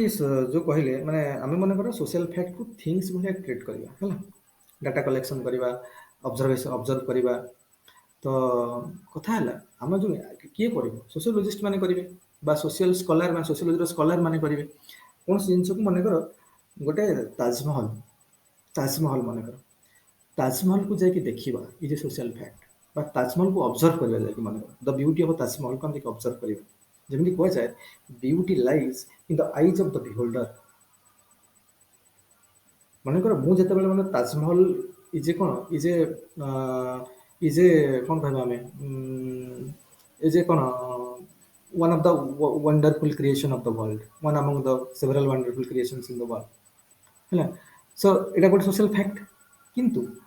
एटा हम एनालिसिस करबा मन कर साइंटिफिक मेथड हम एनालिसिस हो लेकिन हम ऑब्जर्व करबा फर्स्ट ऑब्जर्वेशन करबा डिस्कशन करबा क्वेश्चन नियर नबा किंतु जी ऑब्जर्व करे मु मन कर सोशियोलॉजी मु मन कर सोशियोलॉजिस्ट कोटिबा सोशल स्कॉलर मु जे के ऑब्जर्व कर तो मते ताजमहल भल लागला मते लागला कोन गोटे एडा गोटे करछंती एडा गोटे तो माने समाधि टाइप रो को बनेछन एडा कोन एते सुंदर लोक मु लागुछ that is my perspective that is my own way of thinking in that it is a truth same किछि नाही तेणु ये कहवा कथा जे आमे जते बेले कोनोसी जिंस को थिंक माने जिंस को आमे ट्रीट करबा पय जाउछंती त आमे निजर पर्सनल प्रेजुडिस अछि पर्सनल इमोशंस अछि तो सेगुडा को जदी आसी गला ताले एडा को आमे ठीक से माने साइंटिफिकली एनालिसिस करि हम जे पर्सनल प्रेजुडिस मिसला पर्सनल इमोशंस मिसी गला तेणु कौन पर्सनल अजम्पशन प्रिजम्पशन एगुड़ा सब मिसिला तो एगुड़ा तुम ठीक कौन ऑब्जर्वेशन टा परफेक्ट हेनी मुझे गोटे प्रकार ऑब्जर्वेशन करके डाटा देवी आउ जन जीव ता पॉइंट ऑफ व्यू अनुसार सी ऑब्जर्व करके डाटा दबो आउ किए जीव तार पॉइंट ऑफ व्यू करके ऑब्जर्वेशन कर डाटा दबो तेणु दरकार कहवा कथा जेहेतु आम सब ट्रीट कर थिंग्स बोली तेणु always we should keep our self away from prejudices from presumptions from assumptions and which is difficult आगे जाके सोशियोलॉजी प्लान कले एडा एमदी हेबरनी किंतु जणे कि निजर इमोशन ठु किंतु अलग हे जिवो निजठु निज किंतु अलग हे जिवो एडा अलग कथा सबडा पर हम डिस्कशन करिया किंतु ये रखा मे भला कहि जे एगुडा सब मिसवा कथा न तो कारण we should treat social fact like things और थिंग भला ट्रीटमेंट करिया कथा हला we should away from our own personal prejudices personal presumptions personal assumptions we should keep ourselves away from those things then only गोटे empirical वे हम जिनस analysis करि परिबा बा इन empirical methods use करके जिनस का सोशल फैक्ट को एनालाइज कर परिबा बुझिला आ गोटे होची मानकर गोटे आउसले कंपैरेटिव मेथड्स एक्चुअली कोन हला ना ए जो कंपैरेटिव मेथड्स ता ये के इमाइल डॉर्कहाइम बरो करछन काट इमाइल डॉर्कहाइम ता बरो करछन जेस मिल जॉन स्टुअर्ट मिल गोली हमें पूरा इंडिया सोशियोलॉजी रे दी जण मिल्स के विषय पढिबा जण हले JS mill is a philosopher and there was C.W. Mills, American sociologist. मतलब एक ही फिलोसॉफी मतलब साइकोलॉजिस्ट फिलोसोफर सब बोले तो जेस मिल कर गोटे मेथड्स थिला कॉन्कोमिटेंट वेरिएशन कॉन्कोमिटेंट वेरिएशन लिखा है बोले मु लिखिथि बोले देखियो कॉन्कोमिटेंट वेरिएशन से कथा कहबार हैला जदी एमिति अछि जो सोशल फैक्ट अछि मानकर हम एमिति अछि जे गोटे सोशल फैक्ट जदी हम किछटा परिवर्तन करिवा it will lead to changes in the other social fact मन कर বা ଯେଉଁ କ'ଣ ମନେକର ବ୍ୟାଙ୍କିଂ ମନେକର ଲୋନ୍ ମନେକର ଫାର୍ମର୍ସ ଲୋନ୍ ହେଲା ଆମେ ମନେକର କ'ଣ କଲେ ଫାର୍ମର୍ସକୁ ମଧ୍ୟ ଲୋନ୍ ଦିଆହେଇଛି ଦେଖିଲେ ଯେ କ'ଣ କଲେ ଦେଖିଲେ ଯେ କ'ଣ ହେଲା ନା ବର୍ତ୍ତମାନ ଇଏ ହେଇଗଲା କ'ଣ ଅକାଳ ଆସିଗଲା କି ଫେମିନ୍ ହେଇଗଲା ବର୍ତ୍ତମାନ ମରୁଡ଼ି ହେଇଗଲା ନାଉ farmers are not in a state to repay their loans in time ରେ କରିପାରିବେନି ତ ଗଭର୍ଣ୍ଣମେଣ୍ଟ ବର୍ତ୍ତମାନ ଡିସାଇଡ୍ କଲା ନା ଯେଉଁ ଲୋନ୍ଟା ନେବା ଇଜ୍ ଏ ସୋସିଆଲ ଫ୍ୟାକ୍ଟ ଆଉ ଲୋନ୍ ନେଇକି ଲୋନ୍ ରିପେ କରିବା ବ୍ୟାଙ୍କକୁ ଫେରେଇ ଦେବା ଲୋନ୍ ରିଟର୍ନ କରିବା ଇଜ୍ ଏ ସୋସିଆଲ ଫ୍ୟାକ୍ଟ ବର୍ତ୍ତମାନ ଗଭର୍ଣ୍ଣମେଣ୍ଟ କ'ଣ କଲା ନା ରିଟର୍ନ କରିବା ସୋସିଆଲ ଫ୍ୟାକ୍ଟରେ ଚେଞ୍ଜେସ୍ ଆଣିଲା ନାଇଁ ବର୍ତ୍ତମାନ ଫାର୍ମର୍ସ ମାନେ ଫେରେଇବେନି ଗଭର୍ଣ୍ଣମେଣ୍ଟ ଦେଇଦେବ ଏଇଟା ଗଭର୍ଣ୍ଣମେଣ୍ଟ ଫେରେଇବ ବ୍ୟାଙ୍କକୁ ତାମାନେ ଜିନିଷକୁ କ'ଣ ଋଣ ମାଫ କରିଦିଆଗଲା ଇଜ୍ ଏ ସୋସିଆଲ ଫ୍ୟାକ୍ଟ ତାର ଯେଉଁ ଋଣ ରିପେମେଣ୍ଟର ଯେଉଁ ସୋସିଆଲ ଫ୍ୟାକ୍ଟଟା ହେଇଥିଲା ସେଥିରେ ଗଭର୍ଣ୍ଣମେଣ୍ଟ ଚେଞ୍ଜ କରିକି କୃଷକ ଜାଗାରେ ସେ ନିଜେ ରିପେ କରିଦେଲା ସୋସିଆଲ ଫ୍ୟାକ୍ଟ ଗୋଟେ ଚେଞ୍ଜ ହେଲା ଯଦି ମନେକର ଗଭର୍ଣ୍ଣମେଣ୍ଟ ରିପେ କରିନଥାନ୍ତା ଫାର୍ମର୍ସ ମାନେ ତାକୁ ବାଉଣ୍ଡ କରାହେଇଥାନ୍ତା ବା ଫୋର୍ସ କରାହେଇଥାନ୍ତା you need to do this you need to do this you need to do this ଯେମିତି କରାହେଇଥାନ୍ତା ତାକୁ ଫୋର୍ସ କରାହେଇଥାନ୍ତା କୋରେସିଭ ବା କୋରେସନ୍ ୟୁଜ୍ କରାହେଇଥାନ୍ତା ତାହେଲେ କ'ଣ ହେଇଥାନ୍ତା ଅଲ୍ଟିମେଟଲି ରେଜଲ୍ଟ କ'ଣ ହେଇଥାନ୍ତା ଅଲ୍ଟିମେଟଲି ରେଜଲ୍ଟ ମେ ବି ଫାର୍ମର ସୁଇସାଇଡ୍ ହେଇଥାନ୍ତା କିନ୍ତୁ ବର୍ତ୍ତମାନ ଯେତେବେଳେ ଗଭର୍ଣ୍ଣମେଣ୍ଟ ପେ କରିଦେଲା ତାଙ୍କ ପାଇଁ ତ ଫାର୍ମର ସୁଇସାଇଡ୍ କମିଗଲା ତା ମାନେ ଏଠି ଗୋଟେ ସୋସିଆଲ ଫ୍ୟାକ୍ଟର ଚେଞ୍ଜେସ୍ ଆଣିଲେ it is leading to changes in the other social factors କିଛି କମ୍ପାରିଟିଭ୍ କ'ଣ ଏଇଟା କୁହାଯାଏ ଯେ କମ୍ପାରିଟିଭ୍ ମେଥଡ୍ସ ୟୁଜ୍ କରିକି ଏମିତି କରିବା ଏଇଟା ହେଉଛି ତ ଏଇଟା କୁହାଯାଏ କନକୋମିଟାଣ୍ଟ ଭେରିଏସନ୍ସ ଯେ ସ୍ମିଲ୍ଙ୍କ ମେଥଡ୍ ଏଇଟା ସେ ସାଇକୋଲୋଜିରେ ବା ଏଇଟା ୟୁଜ୍ କରୁଥିଲେ ତ ସେଇଟାକୁ ସୋସିଓଲୋଜିରେ ଏଇ କଣ୍ଟେକ୍ସଟରେ ୟୁଜ୍ କରୁଛନ୍ତି ଇମାଇଲ ଡରଖାଇମ କନକୋମିଟାଣ୍ଟ ଭେରିଏସନ୍ ହେଲା ସାର୍ ଆଉ ଥରେ ଟିକେ କହିଦିଅନ୍ତୁ କ'ଣ କ'ଣ କନକୋମିଟାଣ୍ଟ ଭେରିଏସନ୍ସ ମାନେ ଯଦି ଆମେ ଗୋଟେ ସୋସିଆଲ ଫ୍ୟାକ୍ଟରେ ହେଲା କିଛିଟା ଚେଞ୍ଜ କରୁଛନ୍ତି ହେଲା ମାନେ ସେ କହିଲେ ସୋସିଆଲ ରିସର୍ଚ୍ଚ ମାନେ କଜ୍ ଇଫେକ୍ଟ ଆନାଲିସିସ୍ ସେଇଟାକୁ ଆମ ଯେଉଁ ରିଫ୍ଲେକ୍ସିଭିଟି କୁହାଯାଉଛି ନା କଜ୍ ଇଫେକ୍ଟ ଆନାଲିସିସ୍ ସେଇଟା କଜ୍ ଇଫେକ୍ଟ କନକୋମିଟାଣ୍ଟ ଭେରିଏସନ୍ସ ମେଥଡ୍ ୟୁଜ୍ ହେଉଛି କେମିତି ନା ମନେକର ଆମର ଗୋଟେ ସୋସିଆଲ ଫ୍ୟାକ୍ଟର ଆମେ କି ଚେଞ୍ଜ କଲେ କଜ୍ ଇଫେକ୍ଟ ଆନାଲିସିସ୍ ନା ଯଦି ଆମେ ମନେକର କୃଷକମାନଙ୍କର ଲୋନ୍ ଛାଡ଼ କରିବା ମାନେ ଗଭର୍ଣ୍ଣମେଣ୍ଟ ଭାବିବ ଯେ ଯେଉଁ କୃଷକମାନେ ବର୍ତ୍ତମାନ ଲୋନ୍ ନେଇଛନ୍ତି ଆମେ ସେ ଲୋନ୍ଟାକୁ ଛାଡ଼ କରିଦେବା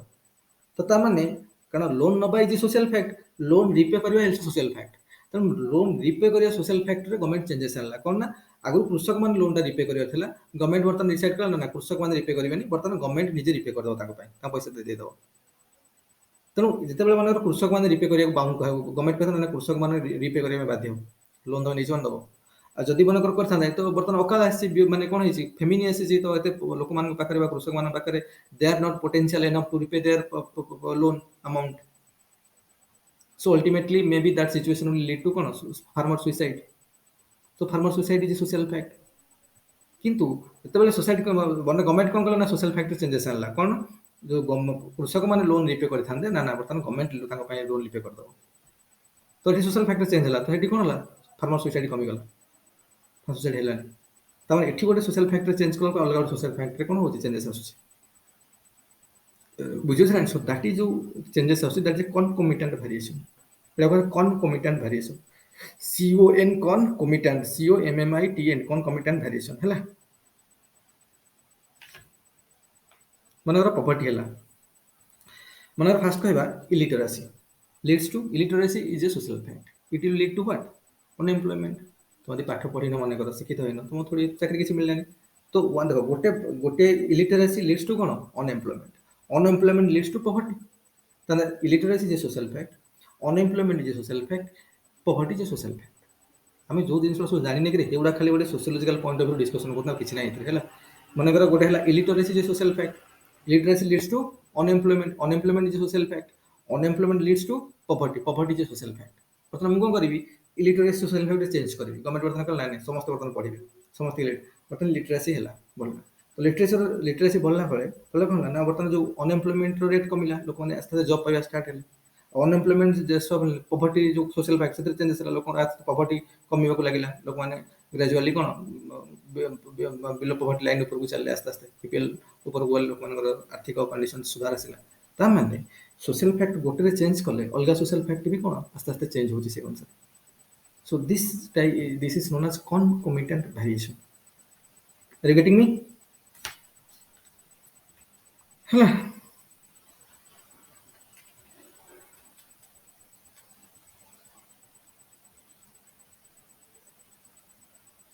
ଟିକେ ଦେଖିଦେବ ହେଲା तापर मुझे जमी कहली जे एटा सब गला तापर किंतु लोक माने क्रिटिसिज्म भी करछन्ती जेमिति देखो ये जेमिति किछटा क्रिटिसिज्म करथिले देखो ये जेमिति क्रिटिसिज्म करथिले देखो J-Mill system of logic, the method of concomitant variation are the procedure of for the comparative methods changes that takes place in one thing lead to changes in other things. है ना? Things माने social social fact. fact.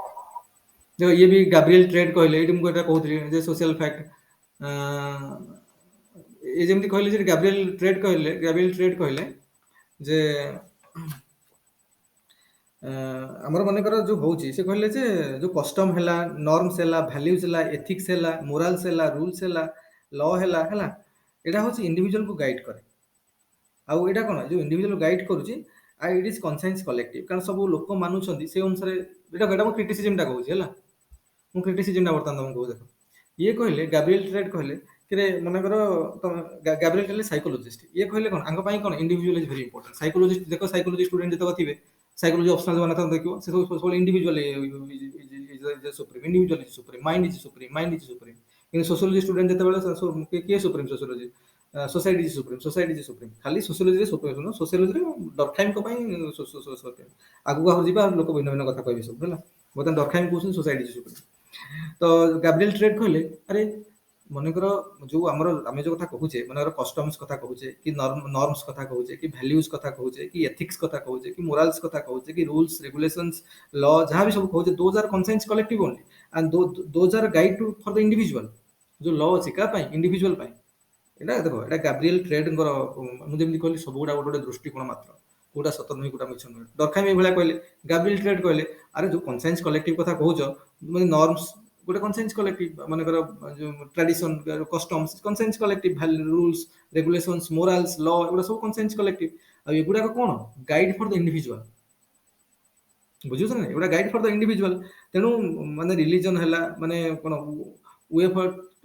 Doing things he says these are the imitation of one act by the other माने गोटे लोक माने करो आमे रास्तार बाबाहरे कहीं चलुछन कारण आमे देखि आउछन जे हम आगुर भी जे चालुथले हमर सेवन सब जे जहां देखुछन से कोन बाम पटरे चालुछ तेणु आमे इमिटेट करछन बुझिछ नै मनगर रैगिंग सेते बेले गोटे कॉन्शियस कलेक्टिव थिला करू एबे तो रैगिंग हम नाही सब कॉलेज रे बा कोनोसी एजुकेशन इंस्टीट्यूट को गलाउ तो नाही आगु रैगिंग थिला कॉन्शियस कलेक्टिव हम सीनियर माने करथु तांको देखा दे आमे करछन so that's a kind of imitation हम इमिटेट करछन ता माने बुझिछ नै एरा खाली is a kind of imitation and से कहे कथा माने इमिटेशन माने कोन we are imitating the act of other अन्यमान जेमती करछन ताको इमिटेट करछन जो छुआ जे मनकर जन्म होछि जो सिखुछि विभिन्न चलिबा कहिबा कि विभिन्न जो आम बड़ बड़ मानकर आम सोशियोलॉजी रे पढ़िथिले सेक्शन बी रे जे सब बेले छोट छुआ गुडा कोन इमिटेट करंदी जो माने कोन जो कहतला इमीडिएट अदर और जनरलाइज्ड अदर प्रथम तांग बापा मान को तांग घर लोक मान को बाहर तांग संग जो माने प्लेग्राउंड को गले प्लेमेट्स मान को जो विभिन्न प्रकार कोन इमिटेट करिया सिखिबा जिनसडा को हम पढ़िथिले ना जो child development psychology only say कथा कहबे ना तांग साइकोलॉजी पाठ गुडा सब इंडिविजुअल इज सुप्रीम तांग मतरे हला साइकोलॉजी वाला को तेणु से कथा कहते कम पढ़ुଥିଲେ सब तो सेगुडा से कहले एगुडा जो इमिटेट होछि काहे कि imitating others generalize others imitate others उटा कहउला तो हमें करथले सेगुडा सब किंतु एगुडा होछि कोन ता माने foundation to every collective consensus is individual कारण इंडिविजुअल को गाइड ना उडा सब तो इंडिविजुअल इज सुप्रीम बा इंडिविजुअल के सोजिंस रो गाइड तो nothing is social individual is primary के कहले nothing is social individual is primary के कहया था गैब्रिएल ट्रेड कासे मन कॉलेज गोटे स्कूल अछि मन स्कूल क्लासरूम अछि क्लासरूम रे स्टूडेंट टीचर्स सब अछि तो स्टूडेंट मान को बाहर कर नि जा टीचर मान बाहर कर नि जा आ कोनटा रहला सेठी कोनटा हबो ताले कोनटा कर दो खाली क्लासरूम ना कोनटा कर दो सेठी की कहया कथा गैब्रिएल ट्रेड कहया कथा जे काजो कॉन्शियस कलेक्टिव कथा तुम कहउछो that is not because of society that is because of individual के गैब्रिएल ट्रेड कहले किनु डॉकहम कहले से कहले जे जो इमिटेशन होउची इट इज नॉट सिलेक्टिव से ठीक अछि इमिटेशन होउची सोसाइटी रे इमिटेशन होउची कि मना करूनी imitation is happening okay but that is not selective and individual हला माने इमिटेशन होउची कलेक्टिव इन नेचर माने काहे कि ना इमिटेशन में समिति इमिटेशन नो से जणे इमिटेट करूची मनकर छुआ जो शिखुची लोक बापा माँ को इमिटेट करुँची कि सराउंडिंग रहूया लोक मान इमिटेट करुँची एमती नुहे से छुआटा केवल इमिटेट गोटे छुआ खाली करुँची जे कलेक्टिव चॉइस समस्त से भाया कर सोसाइटी जिते छुआ जन्म होती सब इमिटेट कर सो that is not individual that is social society चाहूँ से भाया करने हूँ रास्तार मनकर चलुच रास्तार चलवा बाँ पटे तुम गोटे सिलेक्टिव नुह तो इंडिविजुअल गोटे सिलेक्टिव चॉइस नुहे समस्त से भाया कर collective way of imitation imitation हो ठीक कथा but that is not individual that is collective in nature that is not selective that is collective in nature समस्त करने बाध्य तुम इच्छा था ना you need to obey that rules obey that conscience collective so it is something social it's not individual किसी इमाइल रखाए है एभा सब कहते सी कहते इंडिविजुअल सुप्रीम ये कहते सोसाइटी सुप्रीम से भाई आउ जन थे नाम कौन करे हैरी एल्मर बेयन्स है सी कहले जो सोशल फैक्ट हूँ है से कहले जो सोशल माने डरखाइम कौन कहले डरखाइम कहले कि सोशल फैक्ट हूँ सोसाइटी चाहूँ से इंडिविजुअल बाउंड करने India is compulsion to the this रास्तार बाँ पाखे चलवा इज ए कंपल्सन आमको जहाँ भी मैरेज फंक्शन मनकर हो हिंदू मैरेज मनकर हम हिंदू मैरेज जो भाई रिचुअल्स फॉलो करा दैट इज कंपल्सन ना मुझे किसी रिचुअल्स फॉलो ब्राह्मण ब्राह्मण क्या डाकिबिनी मो मन इच्छा एमती करी these are not acceptable those things needs to be followed because that is established conscience collective everyone are accepting that those things and we need to accept also accept those things also तुम ना मुझे मानिबिनी एटा होइपरिबनी किंतु Harry Elmer बेयन्स कहले ता माने से कहले Durkheim खाली गोटे कन्स्टांट पार्ट ऑफ जो कौन माने जो गोटे कॉन्साइंस कलेक्टिव होचे बा जो गोटे सोशल फैक्ट मन करहला तार कन्स्टांट पार्ट टाको ये फोकस करछन सेतरे भी किछटा वेरिएबल पार्ट भी अछि व्हिच आर सब्जेक्टिव किछटा वेरिएबल पार्ट अछि माने फॉर एग्जांपल माइग्रेंट वर्कर्स आसिले माइग्रेंट वर्कर्स कोविड-19 हला माइग्रेंट वर्कर्स आसिले अच्छा माइग्रेंट वर्कर्स जते आसिले माइग्रेंट वर्कर्स को नहीं कि घरे पहुंचा तो साहाଯ୍य करी घरे पहुंचे देबा इज ए सोशल फैक्ट हम जानू हाँ ठीक है पैसा ना तो हरण होती केमी पहुंचे कम्युनिकेशन सुविधा भी ना सब मैंने लॉकडाउन लगी जाए तो आपको आम सुविधा घर पहुंचा is a social fact okay किंतु सेटा जो जो करूँ थोड़ी कंपल्सन्स अच्छी मनकर जो किए सोनू सुट कला मनकर नहीं पहुंचला घरे थोड़ी को कंपल्सन थी गवर्नमेंट कंपल्सन कि सोसाइटी कंपल्सन था तो करने बाध्य से निजर कौन निजर जो यूटिलिटेरियन जो कौन जोटा कहते चॉइस निजर choice individual choice utilitarian choice से प्रेरित होगी से जिनसा कला जे डरखाइम ये पार्टा लैक करगले किए कहले हैरी एल्मर बेयन्स है से सब जिन प्रति इंडिविजुअल सब एक्शन गुड़ा कंपल्सन ना तुम कर बोली माने से कह कथा से मानुछन जे सोसाइटी भी किसी नीड अच्छे किंतु सेटा तो कांस्टेंट से कहले this the constant part of social fact आ सोशल फैक्टर सब गुड़ा कांस्टेंट पार्ट नहीं से किसी वेरिएशंस भी अच्छे जो गुड़ाक माने इंडिविजुअल परफॉर्म करछि because of their own choice own कौन ओन कौन